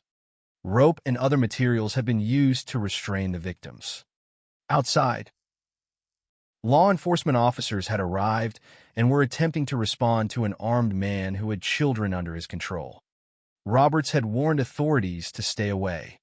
He had communicated with dispatch and threatened that if police did not withdraw, he would begin shooting. The children inside were therefore caught in a situation in which every minute carried the possibility of violence. Then the waiting ended. At approximately 11:07 a.m., Roberts began shooting the hostages. The threat he had made to authorities was no longer merely a warning. Gunfire was now coming from inside the school. The officers outside immediately moved to intervene. For the children inside, there was no longer any uncertainty about the seriousness of the danger. The man who had been holding them had begun using his weapons. Among the girls inside were 13-year-old Marion Fisher and her 11-year-old sister, Barbara Fisher. Their story would become one of the most painful parts of the tragedy. According to accounts of the incident, the two sisters asked Roberts to shoot them first so that the other children might have a chance to live. It is difficult to separate the words from the circumstances in which they were reportedly spoken. Marion was 13. Barbara was 11. They were children who had been placed in an impossible situation and were trying, within that situation, to protect others. Their reported decision has remained one of the most remembered details of the attack. Not because it explains Roberts, but because it reveals something about the victims themselves. The focus of the moment shifts away from the man holding the gun and toward two young sisters, thinking about the lives of other children while their own lives were in immediate danger. Marion would not survive the attack. Barbara would survive, although she was wounded. The difference between their outcomes would become permanent. One sister would be buried after the shooting. The other would have to continue living with the memory and physical consequences of what happened. Their story also illustrates why the events of that morning cannot be reduced to a simple number of casualties. Behind every statistic was a child who had a family, a sister, a classroom, and a future. When Roberts began firing, the officers outside were forced to act. The school presented a difficult physical problem. The doors had been blocked with wood and furniture, making direct access more difficult. The police could not simply walk through the entrance as they might during an ordinary emergency. They had to find another way into the building while knowing that children were still inside and that the gunman was actively shooting. The officers approached while the gunfire continued. The circumstances demanded immediate action because the victims were in direct danger. At the same time, the situation remained extremely dangerous for the officers themselves. Roberts had several firearms available to him. He had a 9mm handgun, a 12-gauge shotgun, and a .30-06 rifle. He had also brought a large amount of ammunition. The threat was therefore not limited to a single weapon or a single shot. The equipment he had brought before arriving at the school indicated that he had prepared for a prolonged confrontation. Now the police were entering that confrontation. One of the shotgun blasts was directed toward the officers but did not hit them. The detail is significant because it demonstrates that the danger extended beyond the children. Inside, the officers moving toward the school were also exposed to Roberts' gunfire.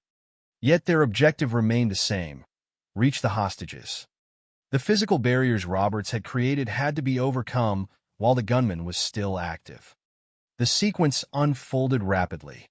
Officers found a way toward the classroom, and the confrontation moved toward its conclusion. Roberts ultimately turned the weapon on himself and committed suicide. When police reached the classroom, he was dead. The immediate threat posed by the gunman had ended, but the consequences of the attack had not. The officers now had to deal with the reality inside the school. The focus shifted from confronting Roberts to helping the children who had been caught in the violence. 5 girls would ultimately die from their injuries.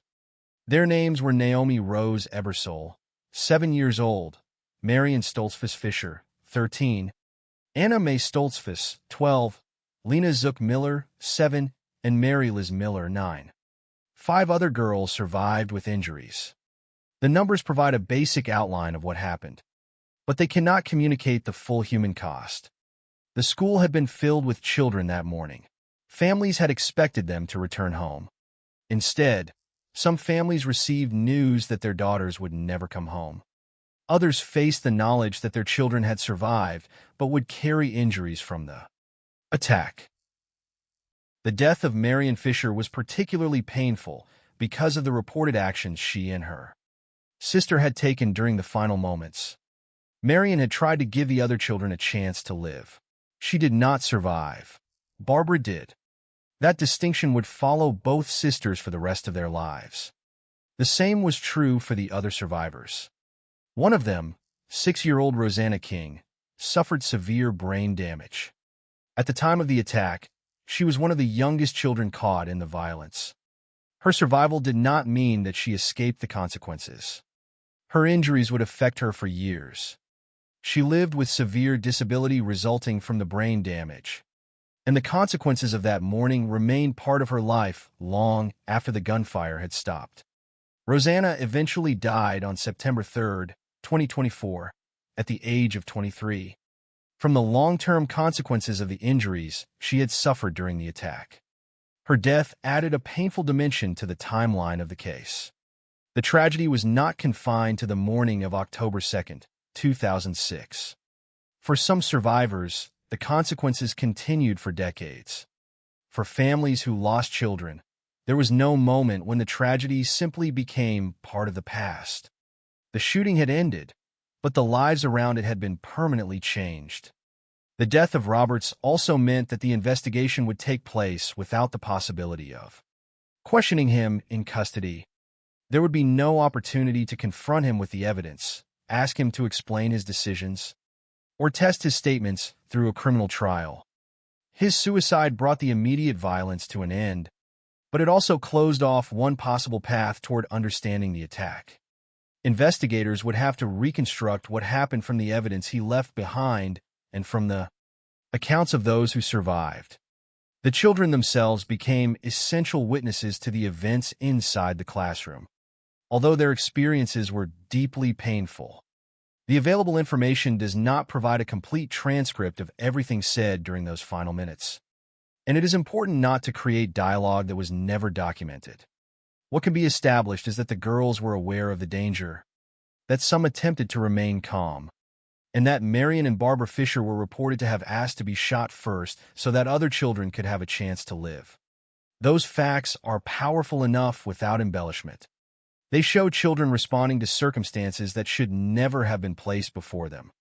The end of the shooting, therefore, did not provide a sense of resolution. Roberts was dead, but the classroom was filled with the consequences of what he had done. 5 girls had been fatally injured. Others had survived with wounds. Rosanna King would carry severe brain damage into adulthood. Families would face funerals and long-term suffering. The Amish community would have to confront the loss of children from within a culture built around family and community bonds. And beyond the immediate tragedy, there remained unanswered questions about why Roberts had selected the school and why he had targeted girls. He had left suicide letters and had made statements about experiences from his past. But those statements did not provide a fully verified motive. The people he identified in connection with an alleged childhood event denied that the abuse had occurred. His daughter had died approximately 9 years earlier. But the exact connection between that loss and the attack could not be established. Roberts himself could no longer clarify any of it. The final minutes at West Nickel Mines therefore ended with a terrible combination of certainty and uncertainty. There was certainty about what had happened. Roberts had entered the school, taken children hostage, opened fire, and died by suicide. There was certainty about the identities of the girls who ultimately died. There was certainty that survivors would carry injuries and memories from that morning. But there was no complete certainty about the reason he had chosen them. The police intervention had stopped the immediate attack, but it could not undo the damage. The school could no longer be understood simply as a classroom. It had become the place where 5 young girls lost their lives and where others suffered injuries that would follow them into the future. Outside the building, the immediate threat was over. Inside, the full scale of the tragedy was only beginning to become clear. The next stage would be the painful process of identifying the victims, treating the survivors, reconstructing what had happened, and searching for answers in the evidence Roberts had left behind. The gunman was dead, but for the families and the community, the story was far from finished. By the time the gunfire at West Nickel Mines Amish School had ended, investigators were confronted with two very different tasks.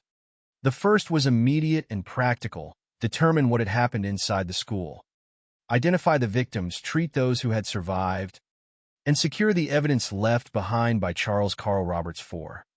The second task was far more difficult: understand why Roberts had chosen this school, why he had targeted girls, and what had led a husband and father with no significant criminal record to prepare for an attack that he apparently expected to end with his own death. The first question could be answered through physical evidence and witness accounts. The second would remain uncertain. Roberts was dead, and with him went the possibility of directly questioning the person responsible. Investigators, therefore, had to reconstruct the morning from what he had left behind and from the people who had witnessed the events. The school itself became central to that reconstruction. It was a one-room building in nickel mines, and Roberts had used its physical limitations to control the children inside. He had brought pieces of wood, rope, tools, nails, duct tape, and other equipment in the borrowed pickup truck. Those objects provided evidence that the hostage situation had been prepared in advance. Investigators did not have to rely solely on assumptions about his intentions. The equipment itself demonstrated preparation. Roberts had arrived with multiple firearms: a 9mm handgun, a 12-gauge shotgun, and a .30-06 rifle. He also had approximately 600 rounds of ammunition, along with a stun gun and knives. The collection of weapons and supplies showed that he had anticipated the possibility of a prolonged confrontation. It also helped investigators reconstruct the sequence of events inside the school. Roberts had not simply arrived carrying a single firearm. He had assembled a substantial amount of equipment before leaving home, transported it to the school, and then used some of it to restrict the movements of the children. The physical evidence therefore supported the conclusion that the attack had been deliberate and planned. Another important source of information was the emergency response. Emma Mae Zook and her mother had escaped from the school and reached a nearby farm. Amos Smoker was asked to call 911, and that call initiated the law enforcement response. Officers then had to approach the school while Roberts remained inside with the children. His communications with dispatch were also significant. He warned authorities to stay away and threatened that if police did not withdraw, he would begin shooting. When he eventually opened fire at approximately 11:07 a.m., his earlier threat became reality. The police moved in while the children were still in danger. A shotgun blast was directed toward the officers but did not strike anyone. Roberts then killed himself. The sequence was therefore established through a combination of witness accounts, emergency communications, physical evidence, and the actions of the responding officers. But establishing what happened was not the same as establishing why it happened. That became the central investigative problem. Roberts had left suicide letters for his wife and children. Those letters demonstrated that he had expected to die. They also showed that he had thought about his family before carrying out the attack. Investigators could examine the letters for clues about his state of mind. But the letters did not provide a simple explanation for why he selected West Nickel Mines School. They were evidence of his preparation and emotional condition, but they did not eliminate the central mystery. Roberts also made statements to his wife from the school. He told her that he was haunted by something he claimed had happened approximately 20 years earlier. According to the information associated with the case, Roberts said that when he was around 12 years old, he had abused two girls who were relatives. He claimed that thoughts connected to the alleged incident had returned. This statement became an important part of the effort to understand his motive, but investigators could not simply accept it as established fact. The two people Roberts identified as having been victims denied that he had abused them. As a result, the alleged childhood abuse could not be confirmed. This created an unusual situation. Roberts had offered a possible explanation for his emotional state, But the central factual claim behind that explanation was disputed by the people he named. Because Roberts died before a trial, there would be no opportunity to test his account through courtroom questioning.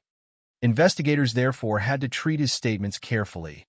They could document what he had said without presenting the allegations as proven facts.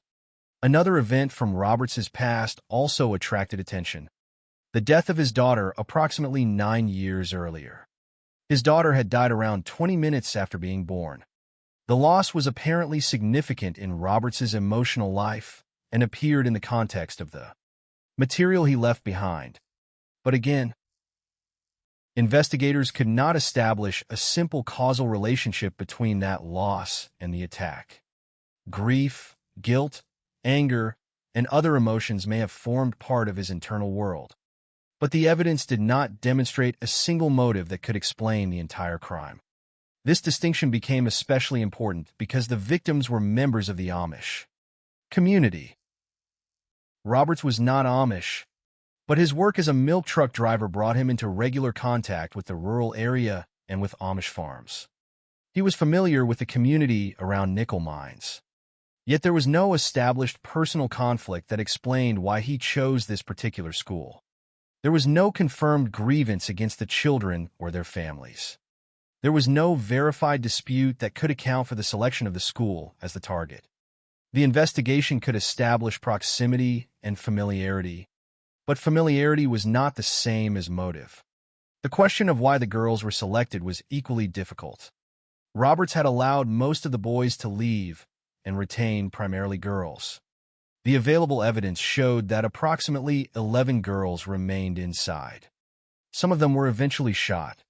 Yet there was no complete, proven explanation for why Roberts focused on girls. Investigators found objects in his possession that raised concerns about what he might have intended to do to the victims before killing them. However, there was no evidence that the girls were sexually assaulted during the hostage situation. This distinction mattered. The presence of certain objects could lead investigators to consider possible intentions, but those intentions could not automatically be treated as actions that actually occurred. The investigation, therefore, required a careful separation between evidence of preparation and evidence of completed acts. What Roberts brought with him could demonstrate planning. It could not, by itself, prove that every suspected action had taken place. That principle became especially important in the aftermath. When the public was searching for explanations, the physical evidence could answer some questions, but not all of them. The weapons, ammunition, restraints, and other equipment showed that Roberts had planned the attack. The suicide letters showed that he had anticipated his own death. His statements provided clues about his emotional state and his past. Witness accounts established the sequence inside the school.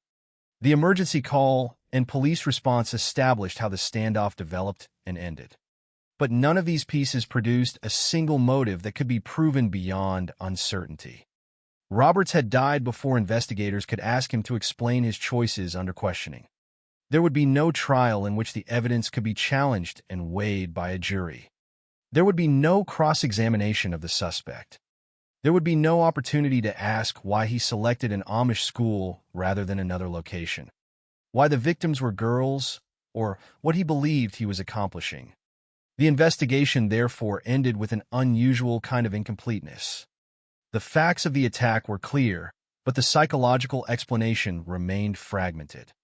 The community knew who had committed the violence. They knew how he had prepared. They knew how he entered the school and how the hostage situation ended. They knew the names of the girls who died and the injuries suffered by those who survived. But knowing what a person did is not always the same as knowing why. That gap would become one of the defining characteristics of the West Nickel Mines case. In the weeks that followed, investigators and the public would continue to examine Roberts's life. His statements, his writings, and the evidence recovered from the scene. Yet the investigation could never become a conventional criminal case. The suspect was dead.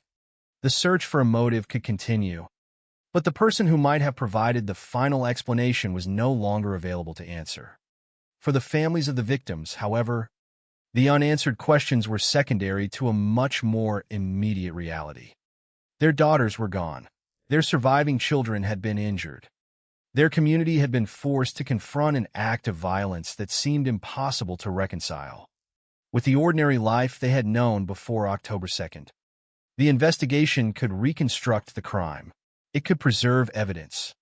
It could identify the sequence of events, but it could not restore the lives that had been taken. And as the facts became clearer, another question began to emerge, one that had little to do with Roberts and everything to do with the people left behind. How would the Amish community respond to a man who had brought such violence into their midst? In the aftermath of October 2nd, 2006, the immediate violence was over. But for the Amish community of Nickel Mines, the consequences had only begun. 5 girls had died: 7-year-old Naomi Rose Ebersole, 13-year-old Marion Stoltzfus Fisher, 12-year-old Anna Mae Stoltzfus, 7-year-old Lena Zook Miller, and 9-year-old Mary Liz Miller. 5 other girls had survived the attack with injuries. Among them was 6-year-old Rosanna King, who suffered severe brain damage and would live with the consequences for the rest of her life.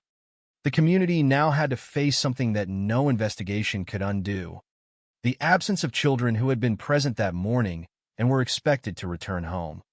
In the first hours and days after the shooting, attention naturally focused on the victims and their families. The school had become the physical center of the tragedy, but the consequences extended far beyond its walls. Every surviving family had to confront what had happened to their children. Families who had lost daughters faced funerals and permanent grief. Families whose children survived had to deal with injuries and the long-term consequences of having been held hostage and attacked inside their school. The death of Roberts did not provide closure in the conventional criminal justice sense. There would be no prosecution, no trial, and no sentence. He had died at the scene after shooting the children and turning the weapon on himself. For the victims' families, therefore, there was no courtroom in which his actions could be formally examined and condemned. There would be no opportunity to hear a complete explanation directly from him. Instead, the community had to begin rebuilding its life around an event that had no simple explanation. One of the most remarkable aspects of what followed was the response of the Amish themselves. The Amish community became widely known for its expressions of forgiveness toward Roberts and compassion toward his family. Members of the community visited the Roberts family and expressed sympathy to his wife and children. Some Amish people even attended Roberts's funeral. These actions attracted enormous attention because they appeared so different from the anger and desire for punishment that many people might expect after the murder of children. The response did not mean that the community considered the killings acceptable. It did not erase the suffering of the victims' families. Forgiveness did not change the facts of the crime. Roberts had entered their school, taken children hostage, shot them, killed 5 girls, wounded others, and then died by suicide. Those facts remained unchanged. What changed was how some members of the community chose to respond to the person responsible and to his surviving family. Their decision to express forgiveness became one of the most widely discussed elements of the case. For many outside observers, it was difficult to understand. The idea that parents and relatives could lose children in such circumstances and still speak of forgiveness challenged common expectations about justice and grief. Yet the Amish response was rooted in their own religious and communal understanding of forgiveness. It became part of the way the tragedy was publicly remembered. At the same time, it is important not to reduce the Amish response to a simple story in which everyone immediately moved beyond grief. Forgiveness and grief are not opposites. A person can mourn deeply while choosing not to respond with revenge. The suffering of the families did not disappear because they expressed compassion toward Roberts's family. The deaths remained permanent. The surviving children remained injured. The memories of the attack remained. What the community demonstrated was that their response to violence did not have to mirror the violence itself. Their actions also extended to Roberts' family. People who had not committed the crime themselves, but who were suddenly connected to it through their relationship with him. His wife and children were left to deal with the consequences of what Roberts had done. The Amish decision to visit them and offer sympathy reflected an understanding that they, too, were suffering from a tragedy they had not caused. This became one of the most discussed features of the case in the American media. The shooting itself was horrifying, but the response that followed forced people to think about a different question. What does forgiveness mean when the crime is almost impossible to forgive? The answer was not simple. Forgiveness could not bring the 5 girls back. It could not reverse the injuries suffered by the survivors. It could not erase Rosanna King's brain damage or restore the childhood that the surviving children had lost. It could not explain why Roberts had selected the school. It could not transform his actions into something understandable. But for members of the Amish community, forgiveness could still represent a decision about how they would live after the violence. Their response became part of their attempt to continue. The physical place where the shooting occurred also became difficult to separate from the memory of the victims. West Nickel Mine School was no longer simply a school. It had become associated with the deaths of 5 girls and the injuries of others. The building itself carried the memory of the morning when Roberts entered and turned the classroom into a hostage scene. Only 11 days after the shooting, the old school was demolished. The decision to remove the building was significant. It meant that the physical structure in which the attack had occurred would not remain standing as a permanent remedy. Later, a new one-room school called New Hope School was built at another location. The destruction of the old school did not erase the event, but it separated the community's future from the physical site of the attack. A new school could once again become a place associated with children, education, and ordinary life rather than with violence. Yet the names of the 5 girls remained: Naomi Rose Ebersole, Marion Stoltzfus Fisher, Anna May Stoltzfus, Lena Zook Miller, Mary Liz Miller. Their ages, 7, 13, 12, 7, and 9, made the loss especially painful. They were young enough that much of their lives remained ahead of them. The tragedy ended those possibilities in a matter of minutes. Their surviving classmates and families would carry their memories forward. The consequences also extended to the children who survived. Rosanna King's later life became an especially stark reminder that the end of the shooting was not the end of the injuries. She survived the attack at 6 years old, but suffered severe brain damage. She lived for years with profound disability caused by those injuries.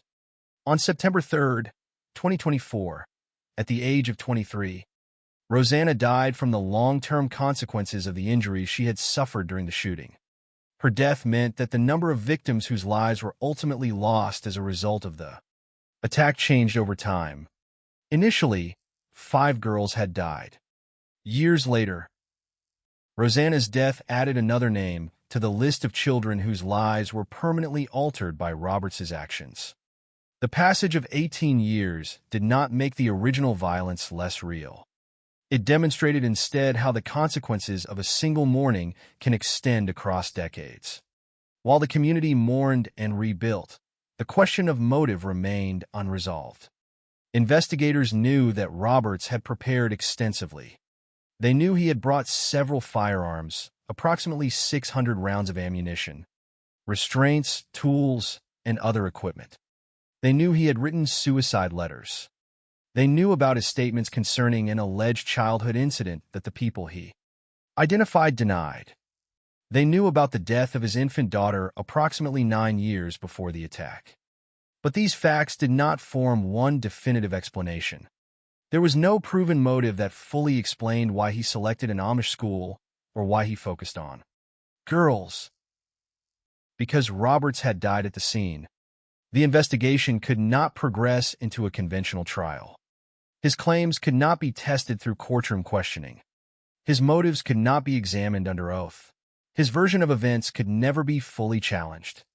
The result was a case in which the physical facts were much clearer than the psychological ones. The community knew what Roberts had done. It knew who had died.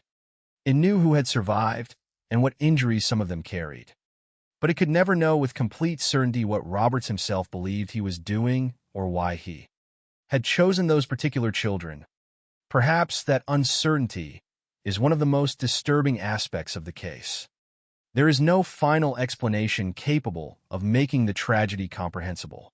There is only a sequence of known facts: an ordinary school morning, a man who had prepared for violence, children who were suddenly taken hostage, a police response, gunfire, 5 immediate deaths, survivors with lasting injuries, and a community left to decide what to do with its grief. The Amish response did not solve the mystery of Roberts's motives. It did something different. It shifted attention away from the killer and toward the people who remained. Their choice to mourn, forgive, support one another, and rebuild became part of the story. The demolition of the old school and the construction of New Hope School represented that movement toward continuation. The building could be removed. A new school could be constructed. Daily life could eventually resume, but the children who died could not be replaced. Their absence would remain part of the community's history. And perhaps that is the most difficult truth of the aftermath. Rebuilding does not mean forgetting. Forgiveness does not mean that the crime did not matter. Moving forward does not mean that the past has disappeared. For the families of West Nickel Mines, the past remained present in the names of their daughters, in the injuries carried by survivors, and in the memory of a morning when an ordinary school became the scene of unimaginable violence. The investigation could establish the facts. The community could choose forgiveness. The school could be demolished and rebuilt elsewhere. But one question remained beyond the reach of everyone who tried to answer it. Why did Charles Carl Roberts Ford decide that these children should become the victims of his private pain?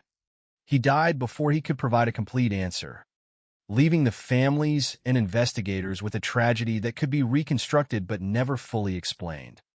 The story of West Nickel Mines Amish School does not end with the death of Charles Carl Roberts Ford. In one sense, that was the moment when the immediate violence stopped.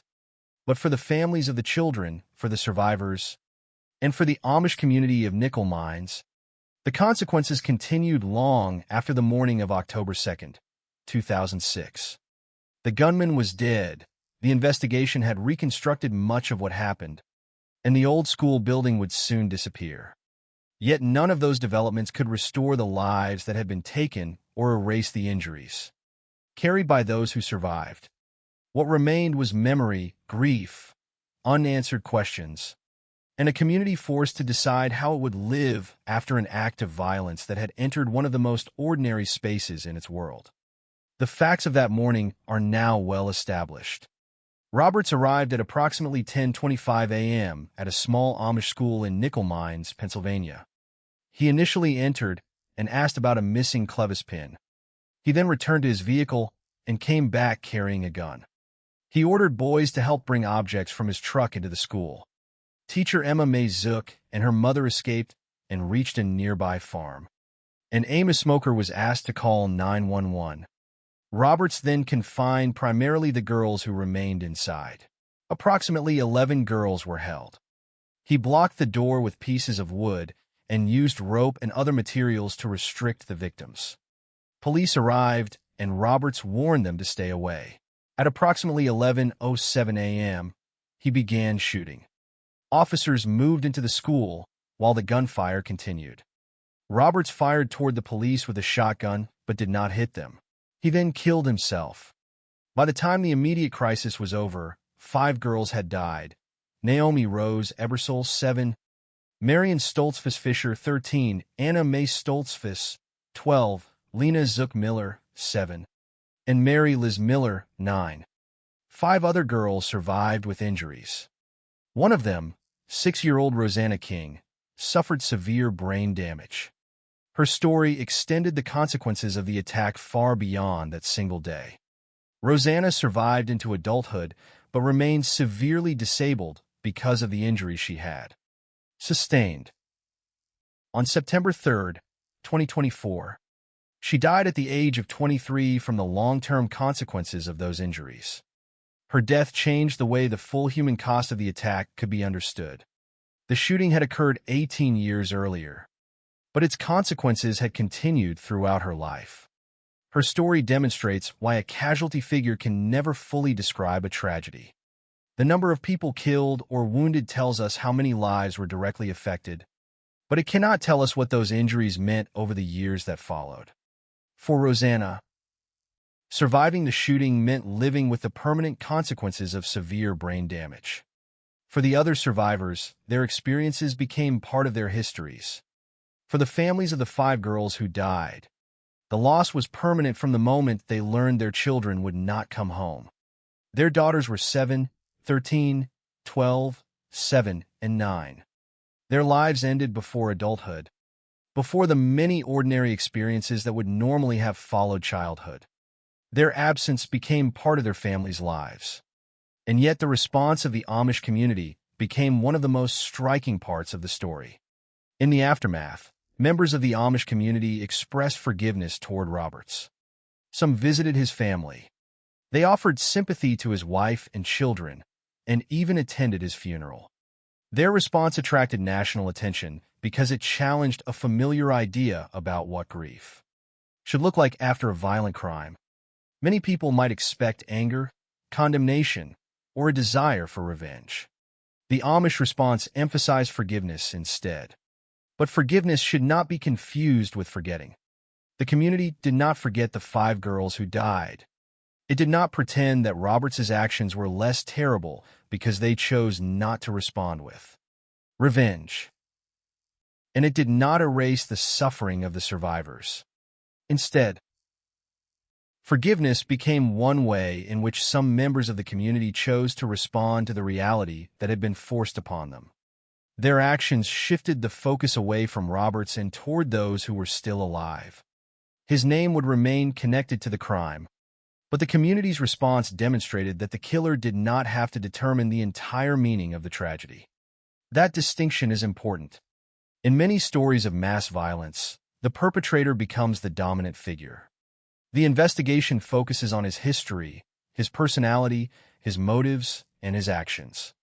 The victims can become secondary characters in a story that should have been about them. West Nickel Mines offers a different perspective. The most enduring part of the story is not simply what Roberts did. It is what the community did afterward. The decision to forgive, the support given to the surviving families, and the rebuilding of community life became part of the legacy of the attack. The physical school also became part of that process. Only 11 days after the shooting, West Nickel Mines School was demolished. The building where the attack had occurred was removed. A new one-room school, New Hope School, was later built at another location. The destruction of the old building can be understood as more than a practical decision. The school had become inseparable from the memory of the attack. Removing it created physical distance between the community's future and the place where the tragedy had occurred. A new school could once again be a place for children rather than a symbol of violence. But the demolition did not destroy the memory of what had happened. The names of the girls remained. Their families remained. The survivors remained. The consequences remained. The school could disappear, but the experience could not simply be removed. That is one of the central truths of the case. Physical places can be changed, rebuilt, or destroyed. Human memory does not work in the same way. The unanswered questions also remained. Roberts had provided fragments that investigators could examine, but never a complete explanation. He told his wife that he was haunted by an event he claimed had occurred approximately 20 years earlier. He said that when he was about 12, he had abused 2 female relatives. The people he identified denied that the abuse had occurred. The allegation, therefore, could not be confirmed. Roberts had also experienced the death of his infant daughter approximately 9 years before the shooting. That loss appeared to have been emotionally significant, but investigators could not prove that it was the decisive cause of the attack. There was no single established motive explaining why Roberts chose West Nickel Mines School or why he targeted girls. The uncertainty is especially striking because the preparation was so clear. Roberts had gathered weapons, approximately 600 rounds of ammunition, restraints, tools, and other equipment. He had written suicide letters. He had prepared for the possibility of dying. He had traveled to the school and carried out a plan. Yet the central question, why these children, remained unanswered. Because Roberts died at the scene, there was no trial. There was no opportunity for prosecutors to question him, no defense presentation, no jury, and no final judicial determination of motive. The investigation could establish his actions, but it could not compel him to explain them. This left the case with an unusual imbalance. The physical evidence was extensive, but the ultimate explanation was incomplete. That uncertainty should not obscure the responsibility for what happened. Whatever psychological suffering Roberts experienced, whatever memories he believed he carried, and whatever emotions he connected to his past, none of those circumstances transferred responsibility to the children. The girls did not cause his suffering. They were not responsible for his choices. They were simply in a school when he arrived. That fact remains at the heart of the tragedy. The attack was not a conflict between two sides. It was an act of violence directed against children who had no role in the private struggles of the person who entered their classroom. The story of West Nickel Mines, therefore, leaves behind two very different legacies. One is the legacy of violence, the 5 girls who died, the survivors who were injured, the families who lost children, and Rosanna King, whose life was permanently shaped by severe brain damage before she died in 2024. The other is the legacy of the community's response, forgiveness, compassion, rebuilding, and the refusal to allow the killer's actions to become the only meaning of the tragedy. The two legacies exist at the same time. The community could forgive without forgetting. It could rebuild without pretending that nothing had happened. It could continue without replacing those who were lost. Perhaps that is why West Nickel Mines remains so difficult to understand. The horror was not only that a man entered a school and killed children. It was that the event emerged from an ordinary morning in a community where nothing appeared to suggest that such violence was coming. The victims had not chosen a dangerous place. They had not entered into a confrontation. They had simply gone to school. And in the space of less than an hour, their lives and the lives of everyone connected to them were changed permanently. Charles Carl Roberts IV died at the scene, leaving behind weapons, letters, evidence, and questions. The old school was demolished. A new school was built. The investigation ended without a definitive explanation of his motive.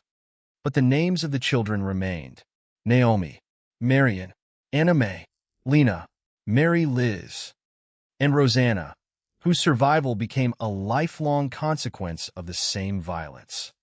The final lesson of West Nickel Mines is therefore not found in the mind of the killer, because that mind died with him. It is found in the people who survived him. Their grief could not undo the past. Their forgiveness could not restore the dead. Their new school could not erase the old one from memory. But they continued, and in continuing, they ensured that the story would not belong entirely to the man who entered that classroom with weapons. It would also belong to the children who were there, to the families who remembered them, and to a community that chose to respond to violence without allowing violence to define its future.